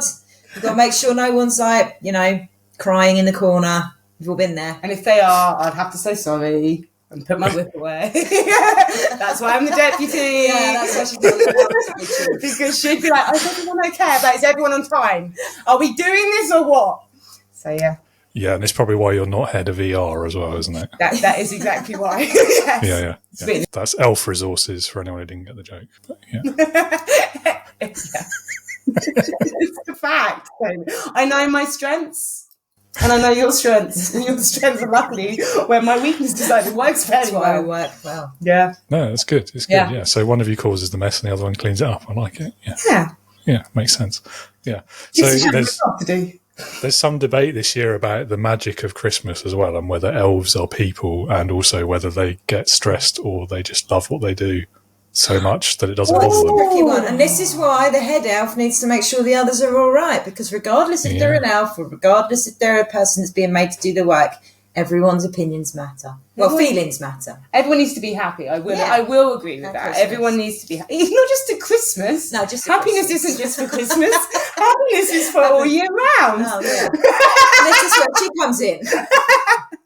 Yeah, I might cause the chaos, but I do it with sunshine. Yeah, what was the question again? So Christmas controversy as well. Elves. So another one that has reared its head again, because this came up last year, is Santa a terrible boss or a good leader? Is he the one who just takes all the credit for everyone else's work, and it's the elves who deserve the credit and they're underappreciated, or not? And also, can I just say, do the elves want to be? Are they happy that Santa's the front man? That's a fair point. Maybe they just I like being in the dark. Maybe they're shy, yeah. Or maybe they just want to do the job that they love. They're evil. Yeah. Right? Ooh. Because maybe, right, like you look at sunshine. If you think about it, they might be the ones that are just putting all the little strings, making things happen, and that Santa, boom, he's the one who gets into trouble if something goes wrong. Yeah. Maybe, let's think of it that way. Maybe they're like, like the government, and there's people that control the government. They're like the people that control the government, and Santa is the government. The government is controlled by elves? Maybe. Is that why everything's going so wrong? You heard it here first, folks. That would explain so much. Yeah. Do you think they're subject to government rule? I don't know. Is it a heavily regulated industry? What I mean is like they could be the criminal masterminds behind Santa. Santa could be the slave. And he's been made to do that because the elves are like, but in little voices. Yeah. Like that. Maybe. But in answer to your question, I think he's both good. He could be either because, like you said, he's like a normal kind of CEO that just sits around taking all the credit. Doing nothing. Yeah. He also has to go and see all the children in the world and guide and lead his little reindeer to take him there and make it all in time before everyone gets up. And that's quite good leadership skills. Yeah. So imagine having however many reindeer he's got. 9. And then some aren't listening. And do you know what I mean? He's got to keep that going. You're my little reindeer. I'm definitely not listening. Do the reindeer have a choice as well, is the other question. You see, in my world, I like to think that everyone's happy with what they're doing. Yeah, gosh, this has really got down. You started talking about Santa as a crime boss, David, so this is your fault. You said it before, do the elves really want to do it? No, well, they control the government. Yeah, they do. I do. I think if the elves are happy, then that makes Santa a good boss, right? Because they reach the objective every year. They get all the presents out. That's good leadership there. They're all happy work, loving life. That's a good leader. Yeah, that's all I've got. I reckon we're going to go good. Good. Yeah, I reckon good. What do you think? What leadership skills has Santa taught you, David?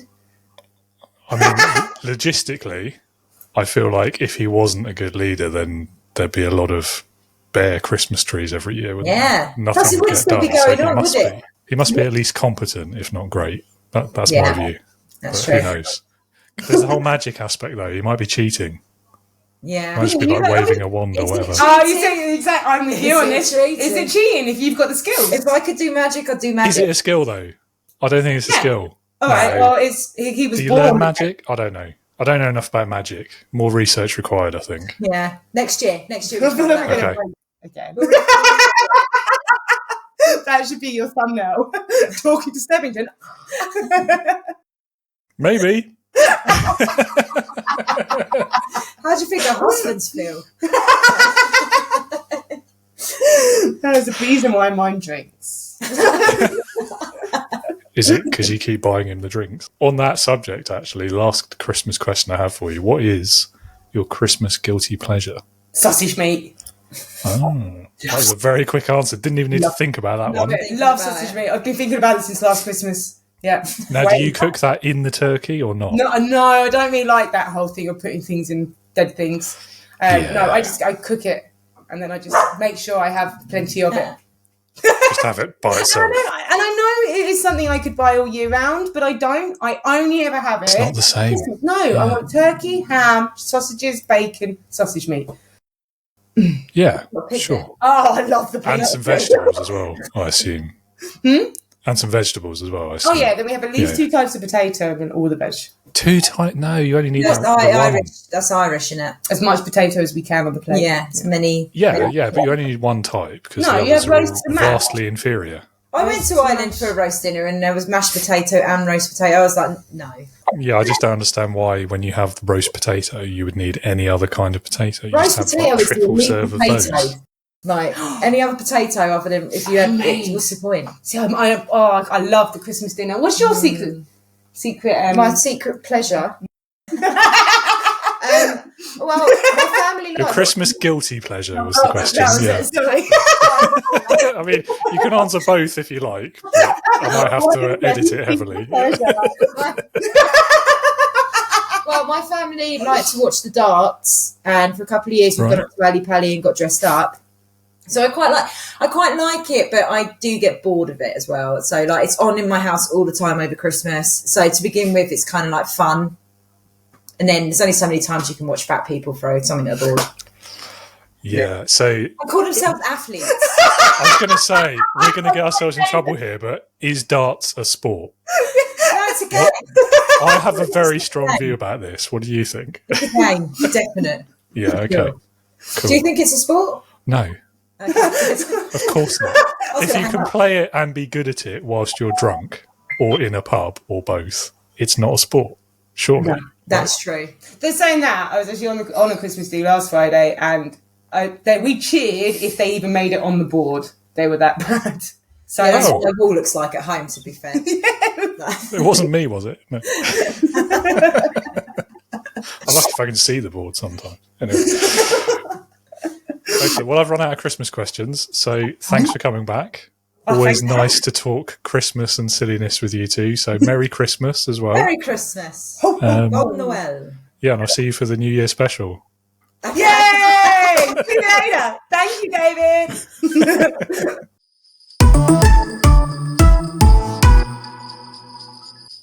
And that's it for this year's Christmas special. Thank you so much for being with us today, everyone. I hope you enjoyed it. Hope you learned something as well. And a huge, massive thank you to all of our nearly a dozen guests who've been with us to help us make such a special episode today. A very Merry Christmas or Happy Holidays to everyone. I hope you have a safe and happy Christmas period. And I'll be back with a Boxing Day clip compilation show, which we've never done before, but that'll be on Boxing Day, funnily enough, as the name suggests. So that's it from me today. Talk to you again very soon. And in the meantime, remember, elves are people too. Leadership is for life, not just for Christmas. And be a leader, not a boss.